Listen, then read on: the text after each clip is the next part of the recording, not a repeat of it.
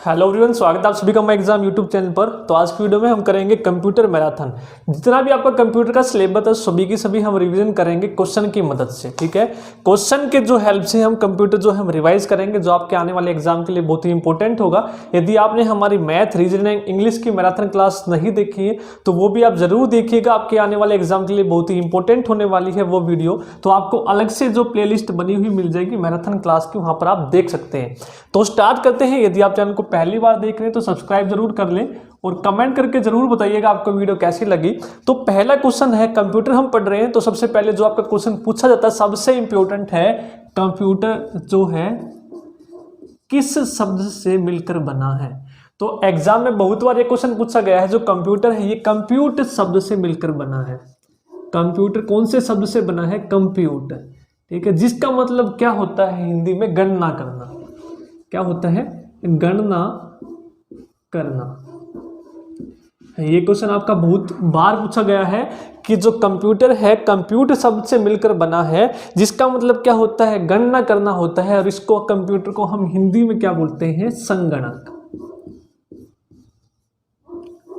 तो ये चीजें आपको याद रखनी है सबसे पहले। ठीक है, जो कंप्यूटर है कौन से शब्द से मिलकर बना है? कंप्यूट से, जिसका मतलब क्या होता है? गणना करना, जिसको हम हिंदी में क्या बोलते हैं? संगणक बोलते हैं। अब कंप्यूटर के आपके फादर से पूछे जाते हैं, फादर ऑफ कंप्यूटर कौन है? आपके चार्ल्स बेबेज हैं, ये सभी को पता होगा। यदि आपसे मॉडर्न कंप्यूटर के पूछे जाए कि फादर ऑफ मॉडर्न कंप्यूटर, तो आपको याद रखना एलन ट्यूरिंग। ठीक है, मॉडर्न कंप्यूटर के जो फादर हैं वो कौन होंगे? Alan Turing. तो क्वेश्चन की हेल्प से ही करेंगे। जिस तरह से आपके क्वेश्चन पूछे जाते हैं कंप्यूटर के, तो उसी की मदद से हम करेंगे। हर एक चीज को हम डिटेल से समझते चलेंगे। अब कंप्यूटर से रिलेटेड आपकी कुछ टर्म होती है, जो प्रोसेसिंग होती है डाटा, उससे रिलेटेड आपकी कुछ टर्म होती है, उसको हम पढ़ लेते हैं। तो जो डाटा प्रोसेसिंग होती है आपकी, उसमें कुछ टर्म होती है। जैसे मान लीजिए प्रोसेसर है, इसमें आपकी टर्म होती है, इसमें आप इनपुट देते हैं डेटा। क्या देते हैं? इनपुट।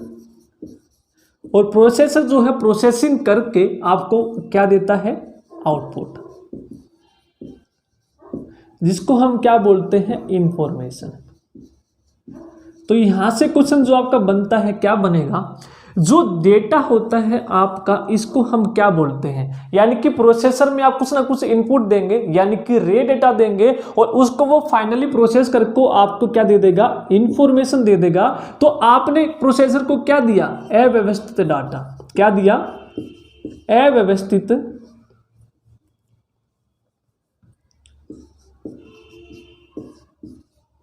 अव्यवस्थित डाटा।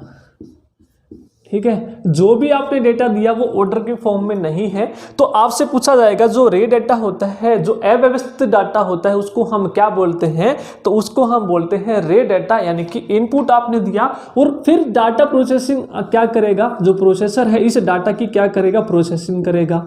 ठीक है, जो भी उसको ऑपरेशन लगानी है उस पर वो प्रोसेस लगाएगा, और फिर वो प्रोसेस लगाने के बाद आपको क्या दे देगा? इंफॉर्मेशन दे देगा, यानी कि यूजफुल इंफॉर्मेशन, जिसको हम क्या बोलते हैं? व्यवस्थित डेटा। यूजफुल इंफॉर्मेशन, जो हमारे काम की इंफॉर्मेशन होगी वो आपको मिल जाएगी। एग्जाम्पल के लिए हम समझ लेते हैं, जैसे मिक्सी है। ठीक है, मिक्सी के नीचे यहां पर क्या है? ग्राइंडर है। ठीक है, तो ग्राइंडर है, ब्लेंडर है, जो भी है, आपने क्या दिया? ये आपका प्रोसेसर है, जहां पर क्या होगी? प्रोसेसिंग होगी डेटा की। इसको हम क्या बोल लेते हैं? समझने के लिए एग्जांपल ले लेते हैं। आपने यहां पर इनपुट डाला। क्या डाला? जैसे आपको बनाना शेक बनाना है तो आपने यहां पर मिल्क डाला। ठीक है, या क्या है? आपका अव्यवस्थित डाटा है, ऑर्डर में नहीं है। पहले केला डाल दिया, फिर दूध डाल दिया, फिर चीनी डाल दी। आपने इसको क्या दे दिया? आपने इसको इनपुट दे दिया, यानी कि डेटा। ले भैया डाटा है, अब तू मेरे को प्रोसेस करके क्या दे? मेरे को बनाना शेक दे। अब प्रोसेसर आपने ऑन कर दिया, यानी कि वो ऑपरेशन क्या लगाएगा? वो घूमेगा और इन सभी चीज को मिक्स कर देगा और आपके लिए क्या बना देगा? वो बनाना शेक बना देगा। और जो आपको चाहिए थी, यानी कि यूजफुल क्या थी आपके लिए? वो बनाना शेक था। ठीक है, तो ये टर्म आपको याद रखनी है कि डेटा किसको बोलते हैं, यूजफुल इंफॉर्मेशन किसको बोलते हैं। और जो आपका डेटा होता है ये दो फॉर्म में हो सकता है। ठीक है, न्यूमेरिक यानी कि नंबर की फॉर्म में, और अल्फा न्यूमेरिक।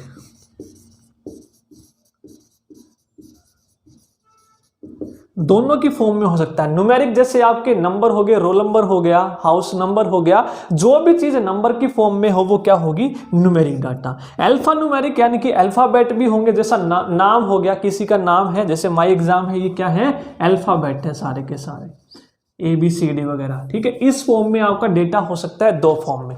तो ये थी, सबसे पहले हमने कंप्यूटर पढ़ा, फिर उससे रिलेटेड कुछ टर्म की जो आपकी एग्जाम में पूछी जाती हैं, ठीक है। आगे हम पढ़ते हैं, जो क्वेश्चन आपका पूछा जाता है आपका क्या है, फंक्शंस ऑफ कंप्यूटर। जो कंप्यूटर के फंक्शंस होते हैं क्या क्या होते हैं, मेनली जो कंप्यूटर के फंक्शन होते हैं वो कितने होते हैं, 4 तरह के होते हैं। आपसे पूछेगा कि निम्न में से कंप्यूटर का फंक्शन कौन सा नहीं है, ठीक है। कोई भी 4 ऑप्शन दे देगा, उनमें से पूछेगा कि कंप्यूटर का फंक्शन आपका कौन सा नहीं है। तो जैसे कि आपने डेटा दिया, यहीं से हम समझते हैं, आपने डेटा दिया प्रोसेसर को, यानी कि ये जो है प्रोसेसर, आपने इसको डेटा दिया, इसने क्या किया, डाटा को कलेक्ट किया। क्या किया, डाटा को कलेक्ट किया। अब डाटा लेने के बाद उसने कहीं ना कहीं स्टोर किया होगा। यहां पर हमारे पास बर्तन था तो इसने बर्तन में स्टोर कर लिया। यदि यहां पर प्रोसेसर के अंदर मेमोरी होती है तो वहां पर वो क्या करता है, उस डेटा को स्टोर कर लेता है। डाटा कलेक्ट करेगा, उसके बाद उस पर प्रोसेसिंग करेगा, ठीक है, स्टोर कर लिया। अब इसने स्टोर तो कर लिया, इसमें आपने जैसे ही प्रोसेसर ऑन किया, अब इसने क्या कर दिया, मिक्स करना स्टार्ट कर दिया, यानी कि प्रोसेसिंग उसने स्टार्ट कर दी। तो इसको हम क्या बोलेंगे, डेटा प्रोसेसिंग,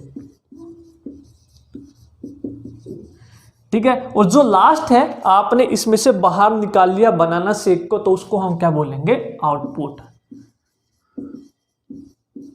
तो कंप्यूटर के मेनली ये 4 फंक्शन होते हैं। कोई भी आपसे 4 दे देगा, इनमें से एक नहीं दे देगा, चौथा कोई और दे देगा, पूछेगा निम्न में से कौन सा फंक्शन नहीं है। तो ये चारों फंक्शन आपको याद रखने हैं, data collect, data storage, data processing और डाटा आउटपुट। अब आप एक बात बताइए मुझे, आपसे एक टर्म पूछी जाती है EDP, इलेक्ट्रॉनिक डेटा प्रोसेसिंग। क्या होता है, इलेक्ट्रॉनिक डेटा प्रोसेसिंग। तो इसका मतलब हम समझते हैं क्या है, वैसे तो मैं बता चुका हूं आपका क्या है, एक बार बता देता हूं। इलेक्ट्रॉनिक डेटा प्रोसेसिंग क्या होती है, यानी कि इलेक्ट्रॉन की हेल्प से, इलेक्ट्रॉनिक यानी कि कंप्यूटर की हेल्प से आप डेटा प्रोसेस करते हैं। जब हमारे कंप्यूटर नहीं बने थे तो डाटा कलेक्ट करना, डाटा स्टोर करना, डाटा प्रोसेसिंग करना और डाटा का आउटपुट, ये सभी के सभी क्या होते थे, मैनुअली होते थे आदमी के द्वारा। जब कंप्यूटर नहीं आते थे कैसे होते थे, मैनुअली होते थे। लेकिन कंप्यूटर आने के बाद ये सारे के सारे काम कैसे होने लग गए, इलेक्ट्रॉनिक की हेल्प से होने लग गए। तो इसलिए हम इसको क्या बोलते हैं, इलेक्ट्रॉनिक डेटा प्रोसेसिंग। क्या बोलते हैं, इलेक्ट्रॉनिक डेटा प्रोसेसिंग। एक बार इसको नोट डाउन कीजिए, फिर आगे चलते हैं।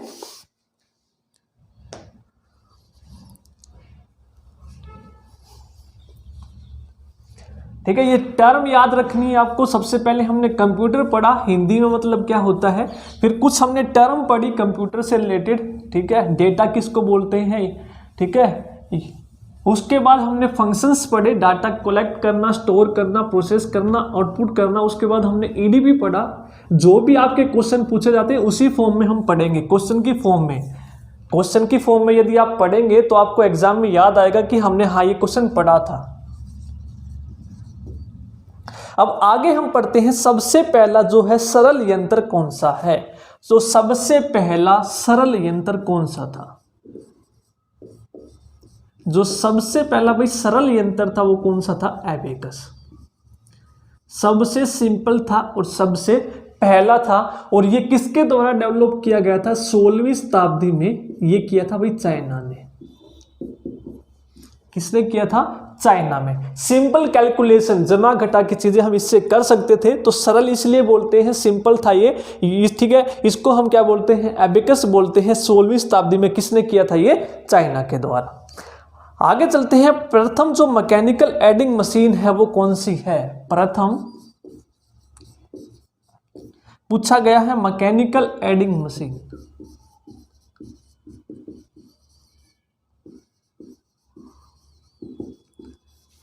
जो प्रथम मैकेनिकल एडिंग मशीन थी वो थी भाई पास्कलैंड। क्या थी, पास्कलैंड। तो ये दोनों के दोनों क्वेश्चन इंपॉर्टेंट है, पूछे जा चुके हैं। पहला सरल यंत्र आपसे पूछे तो आपको लगाना है अबेकस। यदि आपसे पूछे पहला मैकेनिकल एडिंग मशीन कौन सा था जिसमें आप जमा घटा या फिर कोई भी आप जो है जो गणित करने में सक्षम था, ठीक है, गिनती करने में सक्षम था पहला मैकेनिकल, तो वो कौन था? Pascal line. और ये किसने किया था? पास्कल ने, ब्लेज पास्कल ने। तो उसने अपने नाम पर इसका नाम रखा था पास्कल लाइन। अब इसमें कंफ्यूजन है बच्चों को, इसकी स्थापना कब हुई थी? 1642 कई जगह मिलेगा और 1645 आपको कई जगह मिलेगा, ठीक है। तो इसकी जो इन्वेंशन है उसने 1642 में किया था, लेकिन जो उसने पब्लिक किया था वो किया था 1645 में। तो जो भी आपको ऑप्शन में मिले या तो 1642 मिलेगा या 45 मिलेगा, ठीक है। तो ब्लेज पास्कल ने पास्कल लाइन जो मैकेनिकल कैलकुलेटर मशीन है वो 1642 में खोज की थी और पब्लिक कब की थी भाई? ये 1645 में, ठीक है। आगे चलते हैं, जनरेशन ऑफ कंप्यूटर के बारे में हम थोड़ा पढ़ते हैं। जो क्वेश्चन आपके पूछे जाते हैं जनरेशन ऑफ कंप्यूटर से, कैसे पूछे जाते हैं? पहली जनरेशन, दूसरी, तीसरी, चौथी और पांचवी। पढ़ते हैं हम। पहली जनरेशन कौन कौन सी थी आपकी? और 1942 से लेकर 1955, ठीक है। फिर है आपकी 1955 से लेकर 1965 या 64 मिलेगा। फिर 1965 से लेकर 1975, फिर 1975 से लेकर टिल, ठीक है, और प्रेजेंट के, इस तरह से आपको मिलेगा। 5 जनरेशन है कंप्यूटर की, 42 से 55, 55 से 64 या 65 मिलेगा आपको, फिर 65 से 75, फिर 75 से आपका प्रेजेंट में जो भी है। उसके बाद हम क्वेश्चन किस तरह के पूछे जाते हैं? जो पहली जनरेशन है इसमें हम क्या यूज करते थे? जो वैक्यूम ट्यूब है आपकी कौन सी जनरेशन के कंप्यूटर में की जाती थी? तो वो थी प्रथम कंप्यूटर। वैक्यूम ट्यूब जो हम यूज करते थे पहली जनरेशन में। उसके बाद वैक्यूम ट्यूब का आप टी पकड़ लो, यानी कि ट्रांजिस्टर्स जो हम यूज करते थे कौन सी जनरेशन में? सेकंड जनरेशन में। तो इसी तरह से आपका जनरेशन का वेरी इंपॉर्टेंट क्वेश्चन है। सन यदि आप ना भी याद रखें तो ये चीजें आपसे बहुत बार पूछी गई हैं कि जो वैक्यूम ट्यूब है कौन सी जनरेशन के कंप्यूटर में हम करते थे? पहली। उसके बाद ट्रांजिस्टर्स हम कौन सी जनरेशन में करते थे? दूसरी में। फिर तीसरी हम करते थे आईसी, इंटीग्रेटेड सर्किट, ठीक है। CABCD का कौन सा अल्फाबेट है? तीसरा। तो तीसरी ही जनरेशन में आपकी है। इस तरह से याद रखेंगे, वैक्यूम ट्यूब, फिर ट्यूब का टी यानी कि ट्रांजिस्टर्स आए, उसके बाद तीसरी जनरेशन में आईसी, ठीक है। C अल्फाबेट का तीसरा है तो तीसरी में आईसी आई।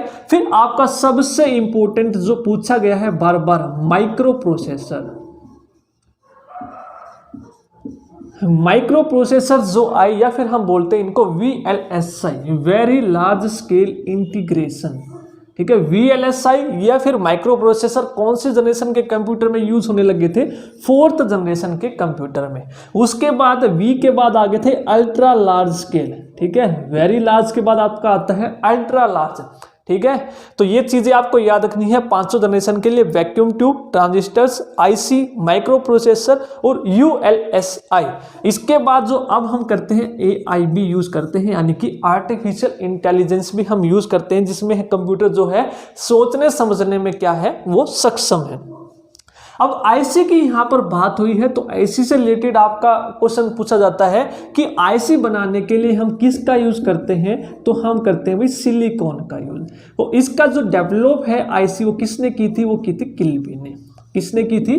किल्बी ने। तो ये दोनों क्वेश्चन भी आपको याद रखने हैं। आईसी का मैन्युफैक्चरिंग किसने की थी? किल्बी ने। और बनाने के लिए किसका यूज किया था? सिलिकॉन का, ठीक है। तो ये आपको चीजें याद रखनी है। इसके अलावा जो आपकी लैंग्वेज है, लैंग्वेज भी पूछ ली जाती है। पहली जनरेशन में हम मशीन लैंग्वेज, फिर आपकी असेंबली लैंग्वेज आई, ठीक है, सेकंड जनरेशन में। फिर आपकी फोर्ट्रान वगैरह, फोर्ट्रान या कोबोल, ठीक है, फोर्ट्रान और कोबोल, ये आपकी यहां पर भी आ गई थी मेनली, लेकिन जो 3rd जनरेशन में ज्यादा इसका यूज हुआ। तो ये चीजें हैं आपकी जो क्वेश्चन पूछे गए हैं, क्वेश्चन की फॉर्म में ही हम याद करेंगे ताकि आपको अच्छे से याद हो। नोट डाउन कीजिए या फिर स्क्रीनशॉट ले लीजिए एक बार।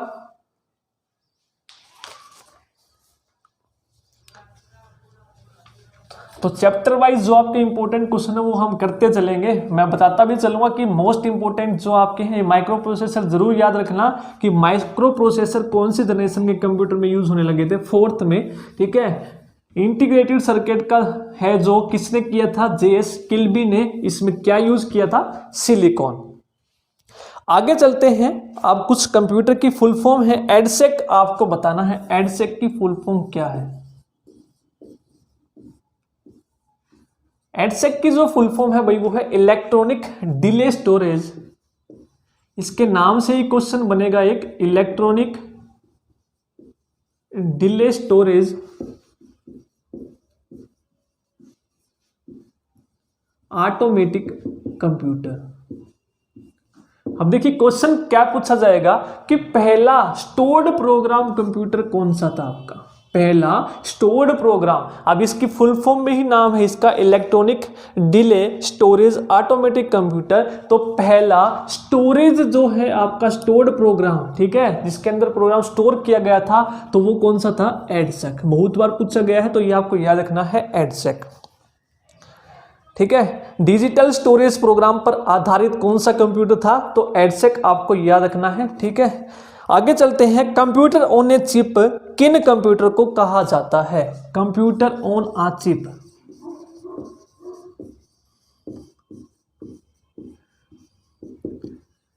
तो किसको कहा जाता है भाई, चिप पर जो आपके कंप्यूटर है, चिप बहुत छोटी सी होती है जिसको हम क्या बोलते हैं, माइक्रो चिप के नाम से भी बोलते हैं। क्या बोलते हैं, चिप को हम क्या बोलते हैं, माइक्रो चिप भी। और कंप्यूटर ऑन अ चिप, तो इसके आगे क्या लगा दो, कंप्यूटर, यानी कि माइक्रो कंप्यूटर। तो माइक्रो कंप्यूटर के आपके उदाहरण है पीसी, यानी कि पर्सनल कंप्यूटर जो आप यूज करते हैं, यानी कि जो पोर्टेबल होते हैं, ज्यादा बड़े साइज के नहीं होते, आप इधर से उधर लेके जा सकते हैं। तो ये आपके हैं कंप्यूटर ऑन अ चिप। तो चिप को हम क्या बोलते हैं, माइक्रो चिप भी बोलते हैं। तो माइक्रो के आगे क्या लगा दो आप, कंप्यूटर, तो ये हो जाएगा आपका माइक्रो कंप्यूटर। अब नेक्स्ट क्वेश्चन है आपका, हैंड हेल्ड ऑपरेटिंग प्रणाली पर इस्तेमाल कौन से कंप्यूटर करते थे। जो हैंड हेल्ड है ऑपरेटिंग सिस्टम, यानी कि ऑपरेटिंग प्रणाली का इस्तेमाल कौन से कंप्यूटर करते थे, ये पूछा गया है। अब हैंड हेल्ड क्या है, यानी कि हैंड हेल्ड डिवाइस भी हम इनको बोलते हैं, हैंड हेल्ड डिवाइस। पूछा जाएगा आपसे कि हैंड हेल्ड डिवाइस हम किसको बोलते हैं, तो ये आपका यहां पर भाई आंसर हो जाएगा पाम टॉप, जिसको आप हथेली, पाम आपकी हथेली, पाम के टॉप पर, यानी कि पाम यानी कि हाथ पर रखकर भी आप इनका इस्तेमाल कर सकते हैं। तो हैंड से ही आपको याद रखना, पाम हैंड, यानी कि हैंड हेल्ड ऑपरेटिंग सिस्टम कौन सा डिवाइस यूज करते थे, यानी कि जो ऑपरेटिंग सिस्टम है कौन से कंप्यूटर यूज करते थे, तो वो होगा पाम टॉप। और इनको हम क्या बोलते हैं, हैंड हेल्ड डिवाइस भी बोलते हैं। अब हैंड हेल्ड ऑपरेटिंग सिस्टम क्या है, जो ये पाम टॉप है बहुत ही छोटे हैं, जिसमें जो प्रोसेसिंग स्पीड है बहुत कम चाहिए, जिसमें मेमोरी भी बहुत कम चाहिए, ठीक है। तो उसके लिए बनाया गया था ऑपरेटिंग सिस्टम, जिसको हम बोलते थे हैंड हेल्ड ऑपरेटिंग सिस्टम। इसका अन्य नाम भी है पीडीए। पीडीए भी आपका हैंड हेल्ड ऑपरेटिंग जो सिस्टम में यूज करते थे, पीडीए, जिसकी फुल फॉर्म कई बार आपसे पूछी गई है। जो पीडीए है इसकी फुल फॉर्म क्या होती है भाई, personal digital assistant, personal digital assistant. एक और चीज इसमें याद रखनी है कि जो आपके ये पाम टॉप होते थे बहुत ही छोटे होते थे, यानी कि इस तरह से छोटे से होते थे आपके, छोटा सा कीपैड, छोटी सी स्क्रीन होती थी आपकी, ये कीपैड हो गया, छोटी सी आपकी स्क्रीन होती थी। यानी कि जो कीपैड इसका इतना छोटा होता था कि आप कीपैड का यूज करते थे तो 2 से 3 जो की है एक साथ प्रेस हो जाते थे, ठीक है। तो यानी कि कोई छोटी सी चीज लेकर आपको प्रेस करना होता था। तो इसमें आपको एक बहुत अच्छी चीज दी गई थी इनपुट के लिए, क्या, ध्वनि के द्वारा, साउंड के माध्यम से भी आप इसमें क्या दे सकते थे, इनपुट। जैसे आजकल आप मोबाइल में भी बोलते हो, गूगल पर कोई भी आपको गाना चलाना है कि मुझे ये गाना सुनाइए, ठीक है गूगल, इस तरह से, यानी कि इनपुट आप इसमें ध्वनि के माध्यम से भी दे सकते थे। तो वो कौन से थे, पाम टॉप, ठीक है। तो ये क्वेश्चन आपको याद रखने हैं, बहुत ही बार आपके पूछे जा चुके हैं। अब कंप्यूटर से रिलेटेड जो आपके नेक्स्ट क्वेश्चन है आपका क्या है, विश्व का प्रथम super computer, world's first super computer बताना है, बहुत बार पूछा गया है। क्वेश्चन के माध्यम से ही हम क्वेश्चन करेंगे जो आपके पूछे गए, ताकि आपको याद रहे कि किस तरह से क्वेश्चन आपके पूछे जाते हैं। जो वर्ल्ड का पहला सुपर कंप्यूटर था भाई वो कौन सा था? क्रे 1। तो सभी के बारे में हम करेंगे क्रे। तो क्रे 1 जो है इसकी स्थापना कब हुई थी? 1976 में। और ये किसने किया था इसका डेवलपमेंट? क्रे रिसर्च जो है आपकी कंपनी के द्वारा 1976 में। क्रे रिसर्च कंपनी, क्रे 1 है तो क्रे 1 उन्होंने अपने नाम पर ही इसका रखा था। तो क्रे 1 जो है क्रे रिसर्च कंपनी ने 1976 में बनाया था। तो वर्ल्ड का पहला ये क्या था? सुपर कंप्यूटर कब आया था? किस तरह से पूछा जाएगा कि क्रे 1 किसने किया था? क्रे रिसर्च कंपनी। जो पहला सुपर कंप्यूटर कब आया था? 1976 में। फर्स्ट सुपर कंप्यूटर का नाम क्या है भाई? क्रे 1 है। ठीक है, ये सभी याद रखने हैं। अब बात हुई है वर्ल्ड की, तो हम अपने इंडिया की भी बात कर लेते हैं। जो इंडिया का पहला सुपर कंप्यूटर था वो कौन सा था? परम। कौन सा था भाई? परम 8000। ठीक है, जिसका निर्माण किसने किया था? सीडेक ने। कब? 1991। कब किया था? 1991 में। वर्ल्ड का पूछे तो क्रे 1, इंडिया का पूछे तो परम 8000 सीडेक के द्वारा 1991 में। अब आप बात करते हैं जो हाल फिलहाल में जो आपका कंप्यूटर चल रहा है सुपर कंप्यूटर वर्ल्ड का फास्टेस्ट, वो कौन सा है?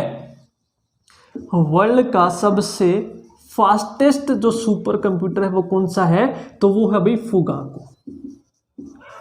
कौन सा है? फुगाकू। किसका है ये? जापान का।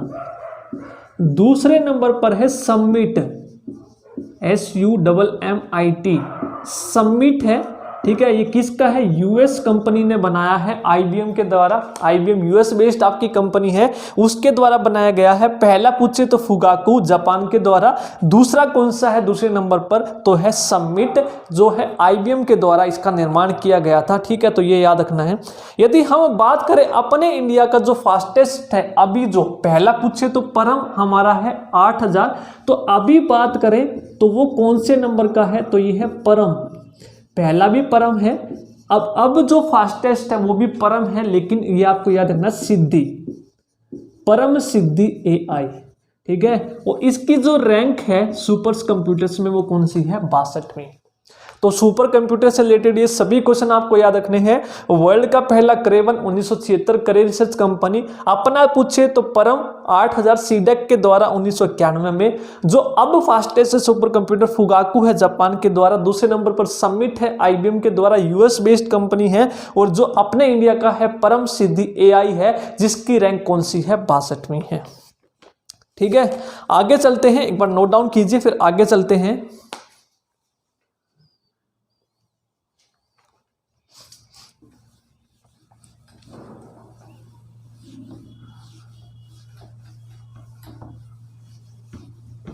तो इसी तरह से यदि आप करेंगे तो अच्छा रहेगा।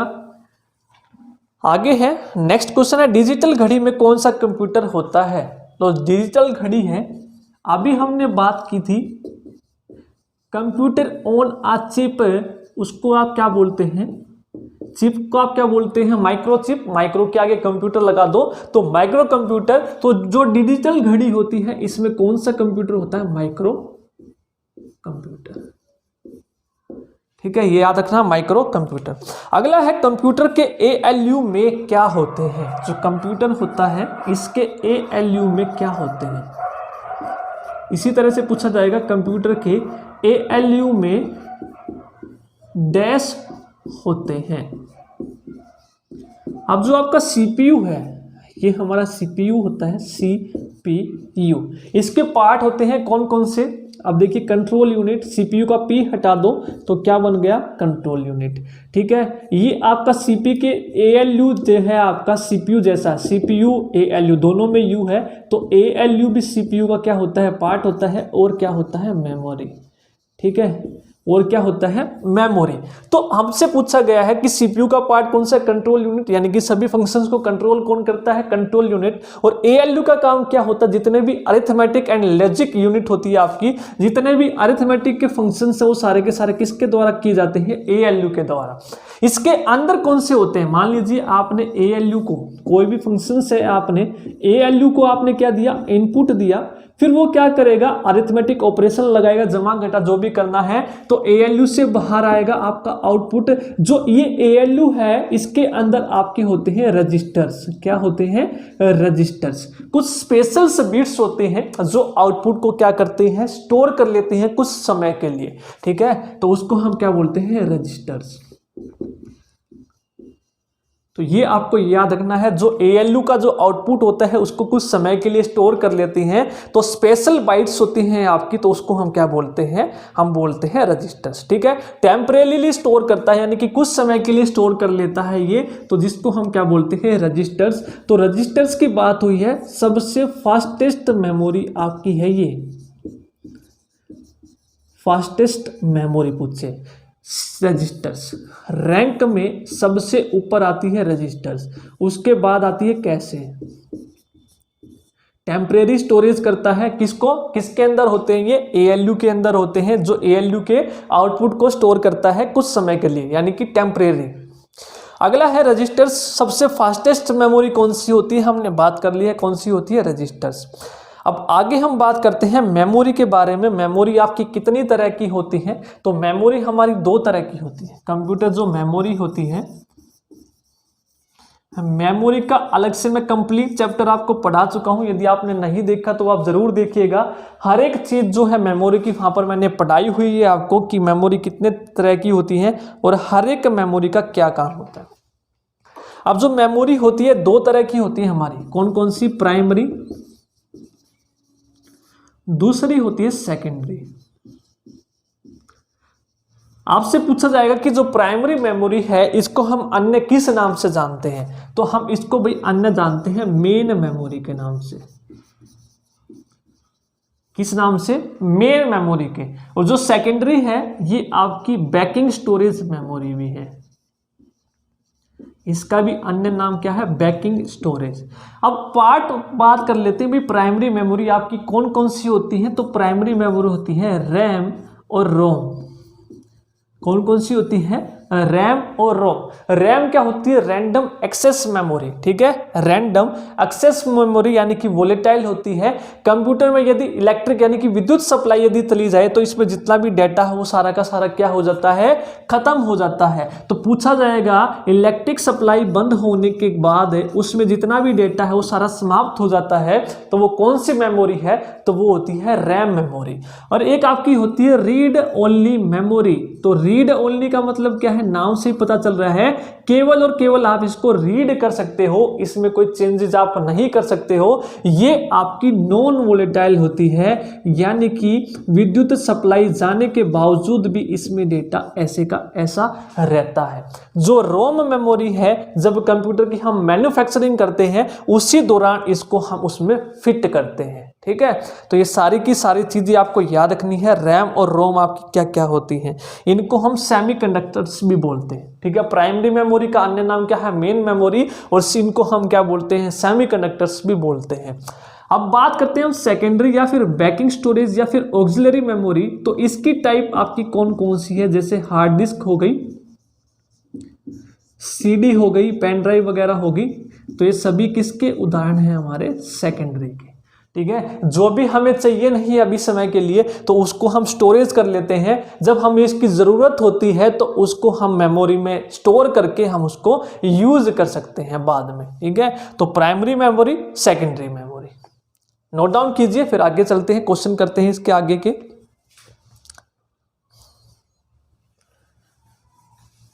अगला है, कंप्यूटर के कंपोनेंट्स के बीच इंफॉर्मेशन डैश के माध्यम से ट्रेवल करती है। अब जो भाई कंप्यूटर के कंपोनेंट्स हैं उसमें हम कोई भी इंफॉर्मेशन देते हैं, जैसे आपने इनपुट दिया, ठीक है, प्रोसेसिंग हुई, प्रोसेसिंग कैसे करेगा, प्रोग्राम की हेल्प से। तो ये सारी की सारी जो इंफॉर्मेशन है अंदर ट्रेवल करती है, तो ये किसकी मदद से करती है, तो यही पूछा गया है कि मदरबोर्ड के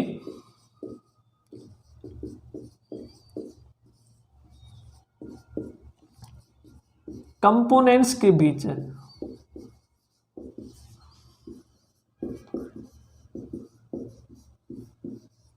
जो इंफॉर्मेशन है पूछा गया डैश के माध्यम से ट्रेवल करती है, डैश के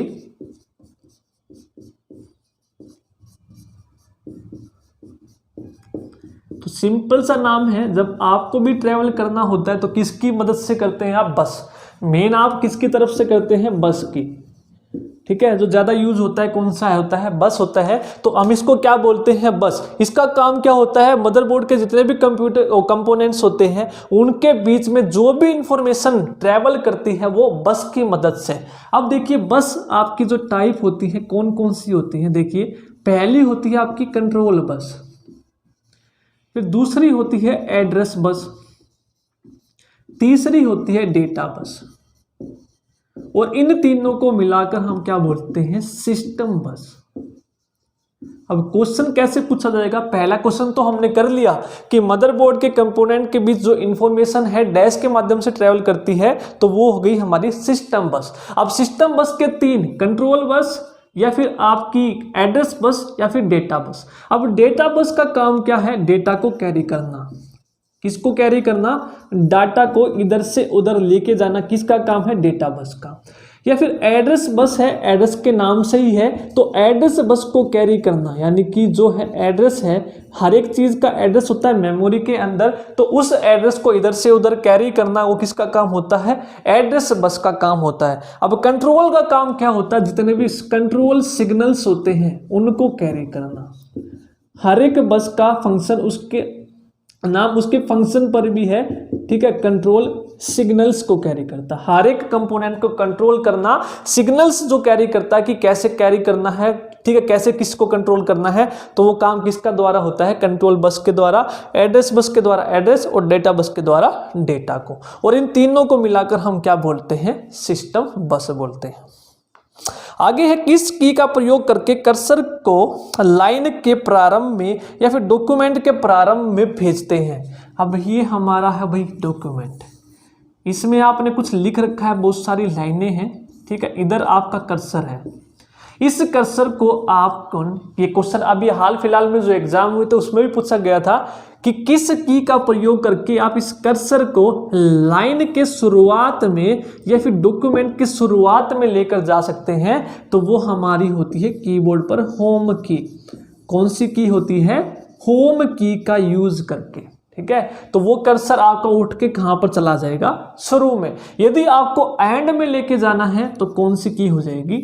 एंड की। एंड में लेके जाएंगे तो एंड की, होम यानी कि स्टार्टिंग में लेके जाएंगे तो होम की के माध्यम से। अगला है, कौन सी की डेटा को दाएं से बाएं समाप्त करती है? अब यहां पर कुछ डेटा लिखा हुआ है, माई एग्जाम बाय भूपी दैया, ठीक है, बाय भूपी दैया। अब यहां पर आपका कर्सर है, ये हमारा कौन सा है? दायां, यानी कि कर्सर के दाएं से बाएं जो डेटा है आपको डिलीट करना है। मान लीजिए आपको क्या करना है? भूपी दैया का ए डिलीट करना है, तो आप किस की मदद से करेंगे? बैक स्पेस की। बैक में जा रहे हैं आप, क्या जा रहे हैं आप? बैक में जा रहे हैं, यानी कि बैक, ठीक है, लिखेंगे तो ये कर्सर आगे जाएगा। यदि इसको डिलीट करना है पीछे का, यानी कि दाएं से बाएं की तरफ, ये दायां है, इधर आना है आपको, डिलीट करना है, तो बैक स्पेस की होती है आपकी कीबोर्ड पर, उसको आप जैसे ही प्रेस करेंगे एक बार तो आपका ए आपका वहां से मिट जाएगा और कर्सर आपका बाएं तरफ शिफ्ट हो जाएगा। अब आपको दोबारा से वाई को डिलीट करना है तो एक बार फिर दोबारा बैक स्पेस को क्लिक कर दीजिए, कर्सर फिर वाई को डिलीट कर देगा और दोबारा से आगे की तरफ आ जाएगा, यानी कि बैक आ जाएगा, ठीक है। और यही क्वेश्चन आपसे पूछा जाएगा कि कर्सर के बाएं से दाएं डिलीट करने हैं, आगे की तरफ डिलीट करने हैं। मान लीजिए यहां पर मेरा कर्सर है और आपको यहां से इधर चलना है आगे की तरफ, तो हम कौन सी की का यूज करते हैं? डिलीट की का। तो ये दोनों चीजें आपको याद रखनी है। बाएं से दाएं करना है तो यानी कि यहां से आपको माई डिलीट करना है, तो आगे की तरफ डिलीट कर रहे हैं, यानी कि आप दाएं की तरफ जा रहे हैं तो डिलीट की का। यदि आप कर्सर को बैक लेके आ रहे हैं, यानी कि बैक मतलब बाएं की तरफ लेके आ रहे हैं दाएं से, तो हम यूज करेंगे बैक स्पेस की का। ये क्वेश्चन आपके दो बस हैं और ये हैं की के, बहुत बार पूछे गए हैं, तो इनको जरूर की करके जाइएगा, एग्जाम में रिपीट हो सकते हैं, नोट डाउन कीजिए। फिर आगे चलते हैं।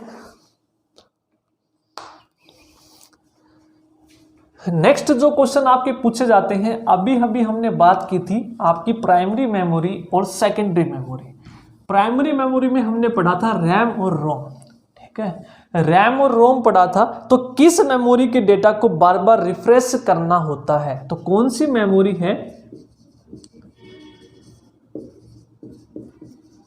कौन सी मेमोरी है जिसके डेटा को बार बार रिफ्रेश करना होता है। तो रैम मेमोरी अभी हमने पढ़ी, रैंडम एक्सेस मेमोरी। तो इसकी दो टाइप होती है, कौन कौन सी, डायनामिक और एक होती है स्टैटिक रैम।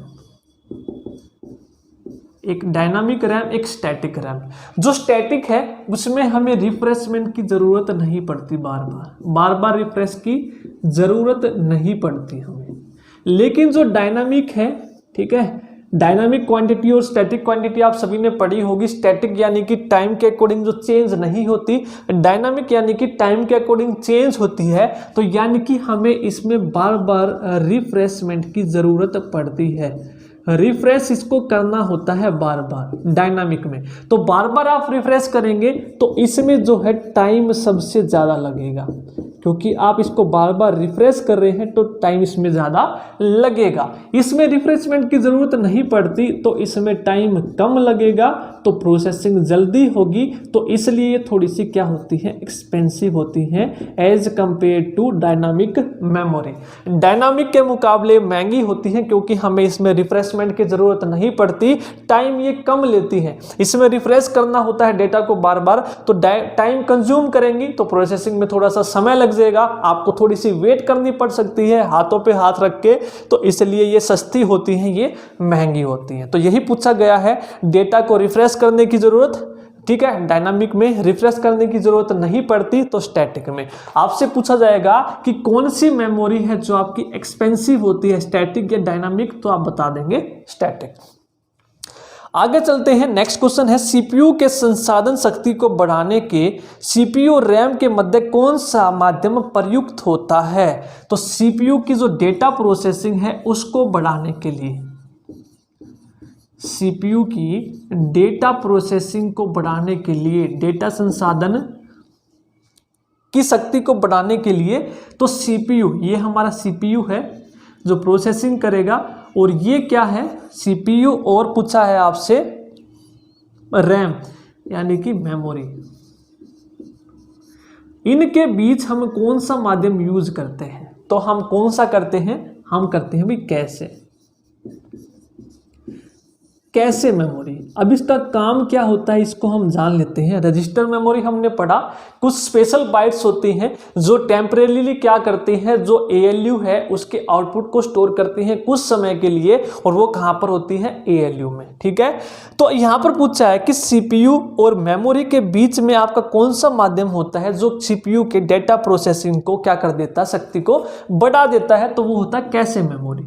अब देखिए, कोई डेटा बार बार यूज कर रहे हैं, ठीक है, आप YouTube चला रहे हैं, आपने देखा भी होगा ऐसे, YouTube में आप सर्च करते हैं, ठीक है, maths by Bhupi Dahiya, reasoning bye Bhupi Dahiya, ठीक है, हरियाणा जीके बाय भूपी दहिया, ठीक है, या फिर माई एग्जाम। तो ये डेटा आपने आज वीडियो देखी, आप कल भी देख रहे हैं, आप परसों भी देख रहे हैं, तो सेम डेटा का आप बार बार यूज कर रहे हैं, तो ये क्या होगा, ये कैसे मेमोरी में, इस मेमोरी में ना जाकर ये कैसे मेमोरी में स्टोरेज हो जाएगा, ताकि आप अगली बार, जैसे ही आप अगली बार अगले दिन सर्च बटन में लिखेंगे मैथ्स, तो अपने आप नीचे यहाँ पर लिस्ट खुल के आ जाएगी आपकी, maths by maths by maths by, ताकि आप उसको जल्दी से क्या करेंगे, क्लिक करेंगे और ऑटोमेटिक आपका वो जल्दी से खुल जाएगा, ठीक है। तो यानी कि जो डेटा आप बार बार यूज कर रहे हैं उसको स्टोर कर लेगा, तो ये कौन कर लेगा, कैसे मेमोरी। अब सीपीयू क्या करेगा, प्रोसेसिंग करनी है भाई, तो प्रोसेसिंग करने के लिए यहाँ पर ये जाएगा मेमोरी के पास, डेटा उठाएगा, तो यहाँ पर ना जाकर अब वो कहाँ पर जाएगा, कैसे मेमोरी के पास। पहले उसको यहाँ पर जाना था, अब उसको यहाँ पर जाना है, तो ये टाइम जो है उसका बच गया, ताकि उसकी जो स्पीड है वो बढ़ गई, कम समय लेगा, तो यानी कि उसकी शक्ति बढ़ गई प्रोसेसिंग की, इतना फर्क है। तो ये किसका काम होता है, कैसे मेमोरी का। एक बार नोट डाउन कीजिए। फिर जो नेक्स्ट टॉपिक है वेरी इंपॉर्टेंट है, जो हाल फिलहाल में आपके पूछे जा रहे हैं क्वेश्चन, वो हम देखते हैं। यदि आपको वीडियो पसंद आ रही तो प्लीज़ लाइक ज़रूर कीजिएगा, कमेंट करके ज़रूर बताइएगा आपको वीडियो कैसी लग रही है। नेक्स्ट जो टॉपिक है आपका अब हाल फिलहाल में बहुत बार पूछा जा रहा है वो कौन कौन सा है उसको देखते हैं एक बार। नेक्स्ट जो टॉपिक है जो पूछा जाता है बहुत बार वो हम करते हैं, डॉट पिच किसे कहते हैं। डॉट पिच किसे कहते हैं, तो इससे रिलेटेड जितने भी क्वेश्चन आपके हम सभी के सभी करेंगे। तो डॉट पिच से पहले हम रिजोल्यूशन पढ़ते हैं, रिजोल्यूशन होता क्या है। अब देखिए जो आपकी पिक्चर होती है, जो भी आपकी फोटो होता है, चित्र होता है, किससे मिलकर बनता है भैया, पिक्सल्स से। इस तरह से आपके पिक्सल्स होते हैं, छोटे छोटे पिक्सल्स, ठीक है, उनसे मिलकर आपकी क्या बनती है, पिक्चर बनती है। क्या बनती है, पिक्चर एक बनती है। अब रिजोल्यूशन क्या होता है, रिजोल्यूशन जितना ज्यादा रिजोल्यूशन, आपने वीडियो भी देखी होगी भाई, हाई रिजोल्यूशन में पढ़ते हैं, तो हाई रिजोल्यूशन में पढ़ेंगे तो जितना ज़्यादा रिजोल्यूशन होगा उतनी ही पिक्चर की क्या होगी, क्लैरिटी होगी, उतनी ही क्या होगी, पिक्चर की क्लैरिटी होगी। अब ये रिजोल्यूशन होता क्या है भाई, रिजोल्यूशन आप सभी ने पढ़ा होगा 1920 गुणा 1080 इस तरह से लिखा होता है, 320 गुणा फलाना ढकना जो भी लिखा होता है, तो इसको हम क्या बोलते हैं, रिजोल्यूशन। और जो ये लिखा हुआ ये है क्या, अब देखिए ये आपकी क्या है, हॉरिजॉन्टल है, ये क्या है, हॉरिजॉन्टल है, और ये क्या है, वर्टिकल है। अब हॉरिजॉन्टल में जितने पिक्सल हैं, मान लीजिए एक लाइन में हमारे 10 पिक्सल हैं, 1000 भी हो सकते हैं, और वर्टिकल में हमारे कितने हैं, 15 पिक्सल्स हैं। इन दोनों को गुणा कर दो तो हमारा क्या बनता है, रिजोल्यूशन। मान लीजिए हॉरिजॉन्टल में हमारे 10 हैं और वर्टिकल में 15 हैं, तो इनको आप गुणा कर देंगे तो ये हमें क्या देगा, रिजोल्यूशन देगा। जितने भी पिक्सल्स हैं हॉरिजॉन्टल के और वर्टिकल्स के, इनको गुणा कर देंगे तो हमारा क्या बन जाएगा, रिजोल्यूशन। अब जितना ज्यादा ये होगा उतनी ही क्लैरिटी आपकी पिक्चर की होगी, और जितना ज्यादा ये होगा इसका मतलब क्या है, जितने ज्यादा आपके पिक्सल होंगे, पिक्सल यानी कि जितने वो पास होंगे उतने ही ज्यादा रिजोल्यूशन आपका होगा। तो सबसे पहली बात रिजोल्यूशन क्या होता है समझ में आ गया। अब जो सेकंड बात हम समझते हैं भाई, डॉट पिच क्या होती है। डॉट पिच, जो ये डॉट पिच है, अब आपके पिक्सल्स होते हैं इस तरह के, थोड़ा सा बड़ा बना लेते हैं पिक्सल समझने के लिए। अब ये अलग अलग कलर के हो सकते हैं, ठीक है, कुछ रेड के होंगे, कुछ ब्लू के होंगे। एक मान लीजिए रेड का ये है और एक मान लीजिए रेड का ये पिक्सल है। जो कलर्ड जो पिक्सल हैं आपके, कलर्ड जो पिक्सल हैं उनके जो विकर्ण है, उनके जो डायगोनल है, मान लीजिए इसका डायगोनल ये है, इस पिक्सल का डायगोनल ये है, इन दोनों डायगोनल्स के बीच की जो दूरी होती है, ये दूरी, ये जो दूरी होती है, इसको हम क्या बोलते हैं, डॉट पिच। इसको हम क्या बोलते हैं, डॉट पिच। तो यही आपसे एग्जाम में पूछा जाएगा कि डॉट पिच क्या होती है। दो कलर्ड पिक्सल के विकर्ण के जो दूरी होती है उसको हम क्या बोलते हैं, डॉट पिच। अब देखिए फंडा समझते हैं हम, डॉट पिच क्या होती है, आपकी विकर्ण के बीच की दूरी। अब जितनी ज्यादा ये छोटे होंगे, कितनी होगी, डॉट पिच जितनी ज्यादा कम होगी, ठीक है। अब ये डॉट पिच मान लीजिए आपकी ए है, अब इसको मैं और छोटा कर दूं, इतना कर देते हैं इसको और छोटा, ये हो गए आपके डॉट पिच बी। अब ये बड़ी है, अब ये बी है, ठीक है। डॉट पिच यहाँ पर कितनी हो गई आपकी, बी हो गई। यानी कि जितनी डॉट पिच आपकी कम होगी, पिक्सल आपके उतने पास होंगे, पिक्सल उतने ही पास होंगे, और पिक्सल जितने पास होंगे उतना ही ज्यादा रिजोल्यूशन होगा। क्यों, अब मान लीजिए इतने साइज में एक तो आ रहे हैं भाई 6 पिक्सल, कितने आ रहे हैं, 6।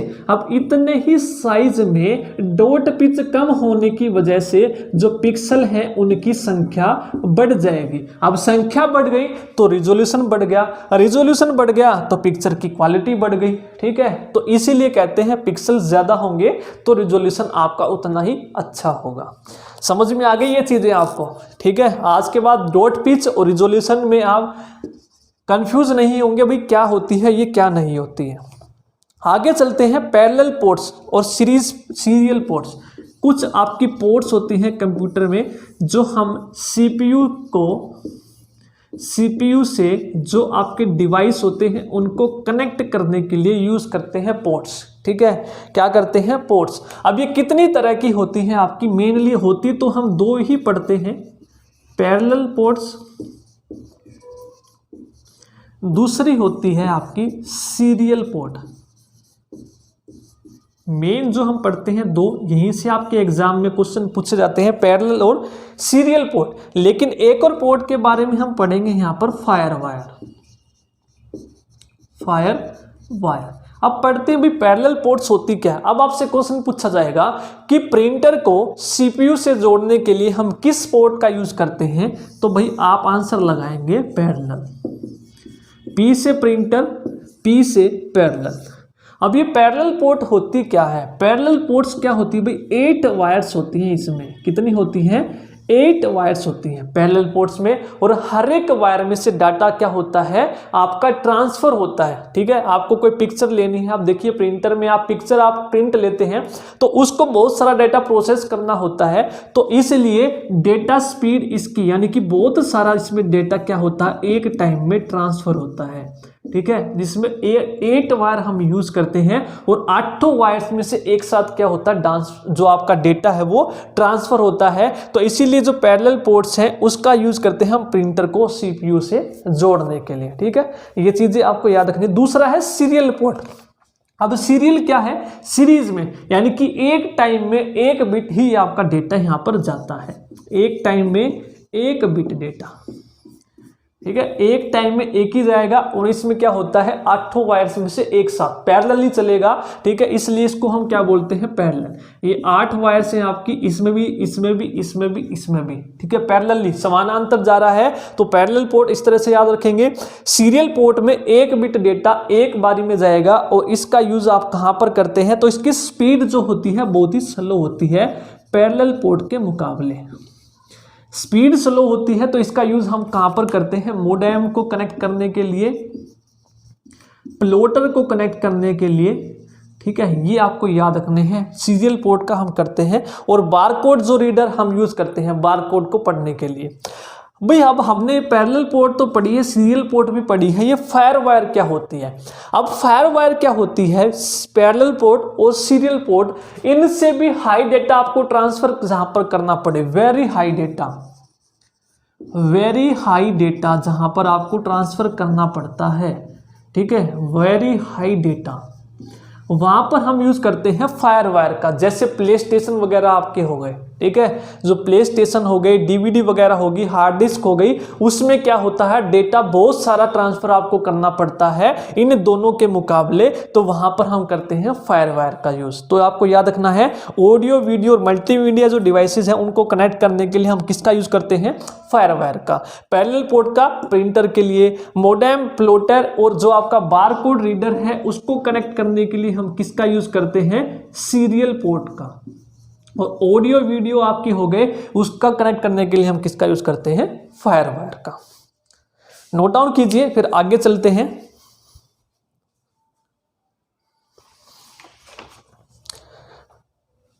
नेक्स्ट पढ़ते हैं हम कैशे मेमोरी। हम पढ़ चुके हैं, यही क्वेश्चन आपका बार बार पूछा जा रहा है। क्या पूछा गया है कैशे मेमोरी के बारे में, कि जो कैशे मेमोरी है ये किस किस के बीच होती है आपकी, तो ये होती है भाई सीपीयू और मेन मेमोरी के बीच में। अभी अभी हमने पढ़ा था सीपीयू और मेन मेमोरी के बीच में आपकी क्या होती है, कैशे मेमोरी होती है। ठीक है, नेक्स्ट जो क्वेश्चन है, फॉर्मेटिंग क्या होता है।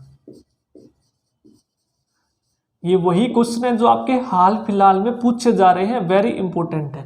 अब भाई फॉर्मेटिंग होती क्या है, डिस्क में आप डेटा को क्या करते हैं, स्टोर करते हैं। ठीक है, तो ये जो आपकी डिस्क होती है इसको ट्रैक में, जैसे ये ट्रैक है, ट्रैक 1, ट्रैक 2, ट्रैक 3, इस तरह से रेस की होगी आपने ग्राउंड में जाकर कि वहां पर क्या होती है, चल भाई ट्रैक पे रेस करने चलते हैं, तो इनको हम क्या बोलते हैं, ट्रैक्स। और इन ट्रैक्स पर आप देखे होंगे इस तरह से कुछ बार्स बने होते हैं ग्राउंड पे भी। ठीक है, इस तरह से लाइनें बनी होती हैं, यानी कि हर एक ट्रैक को सेक्टर्स में हम विभाजित कर देते हैं। इसको हम क्या बोलते हैं, सेक्टर। सर्कल वाले को हम बोलेंगे ट्रैक्स, और इस ट्रैक में ये छोटे छोटे जो आपने भाग कर दिए तो इसको हम क्या बोलते हैं, सेक्टर, और इसी प्रक्रिया को हम बोलते हैं फॉर्मेटिंग। ठीक है, डिस्क को ट्रैकों और सेक्टरों में विभाजित करने की प्रक्रिया को हम क्या बोलते हैं, तो ऑप्शन मिलेगा आपको फॉर्मेटिंग, तो लगा देना है आज के बाद फॉर्मेटिंग। ठीक है, यही पूछा जाएगा आपसे क्वेश्चन, डिस्क को ट्रैक और सेक्टर्स में विभाजित करना क्या कहलाता है, तो फॉर्मेटिंग। अब नेक्स्ट है कि कॉम्पैक्ट डिस्क है, सीडी के पहले तो आपको बताना है कि पूरा नाम क्या होता है, कॉम्पैक्ट डिस्क। इसको हम अन्य किस नाम से भी जानते हैं, तो हम इसको ऑप्टिकल डिस्क भी कहते हैं। क्यों कहते हैं, क्योंकि इसमें जो डेटा है आप जो रीड करते हैं वो आप किसकी मदद से करते हैं, लेजर की मदद से। ठीक है, तो लेजर की मदद से आप क्या करते हैं, जो भी आपको डेटा पढ़ना या लिखना है तो उसके लिए हम किसका यूज करते हैं, लेजर का। तो यहां पर बताइए मुझे आप, लेजर की फुल फॉर्म क्या होगी, तो ये भी एग्जाम में पूछा है, तो क्या होगी, light amplification by stimulated, S से बनेगा स्टिमुलेटेड, ई से बनेगा एमिशन और आर से बनेगा radiation. Light amplification by stimulated emission of radiation. ठीक है, लेजर की फुल फॉर्म भी आपको याद रखनी है। तो लेजर तकनीक का यूज हम कहां पर करते हैं, जो आपकी सीडी होती है उसमें जो भी आपको डेटा पढ़ना या लिखना होता है तो उसके लिए हम किसका यूज करते हैं, लेजर तकनीक का। आगे चलते हैं, नेक्स्ट हम करेंगे जो सेकेंडरी स्टोरेज मीडिया है उससे आप हार्ड डिस्क में कोई भी सॉफ्टवेयर प्रोग्राम को कॉपी करते हैं, उस प्रक्रिया को हम क्या कहते हैं, पूछा गया है। जो सेकेंडरी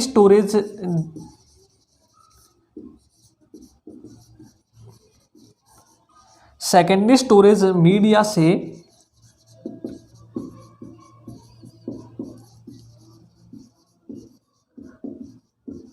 हार्ड डिस्क में कोई भी आप सॉफ्टवेयर प्रोग्राम को कॉपी करते हैं तो उस प्रक्रिया को हम क्या बोलते हैं भाई, उसको बोलते हैं हम इंस्टॉलेशन।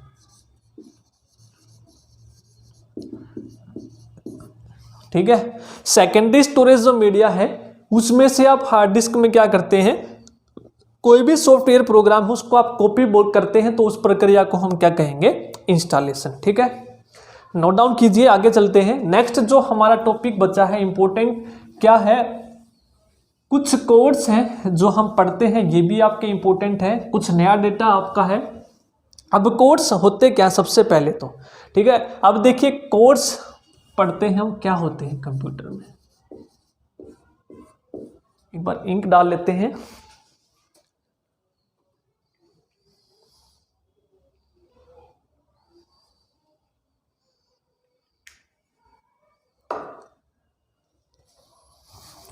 अब भाई कोड्स होते क्या हैं, तो सबसे पहले हम देखते हैं कोड्स आपके क्या होते हैं। कंप्यूटर जो होता है आपका, जो डेटा है किस फॉर्म में समझ सकता है, बाइनरी, यानी कि 0 और 1 की फॉर्म में। ठीक है, इसके अलावा आपको कंप्यूटर में कोई भी जो नंबर है यानी कि कोई भी संख्या है, कोई भी नंबर यानी कि संख्या है, कोई भी लेटर है या कोई भी चिन्ह है, इसको स्टोर करना है। तो इसको स्टोर करने के लिए बाइनरी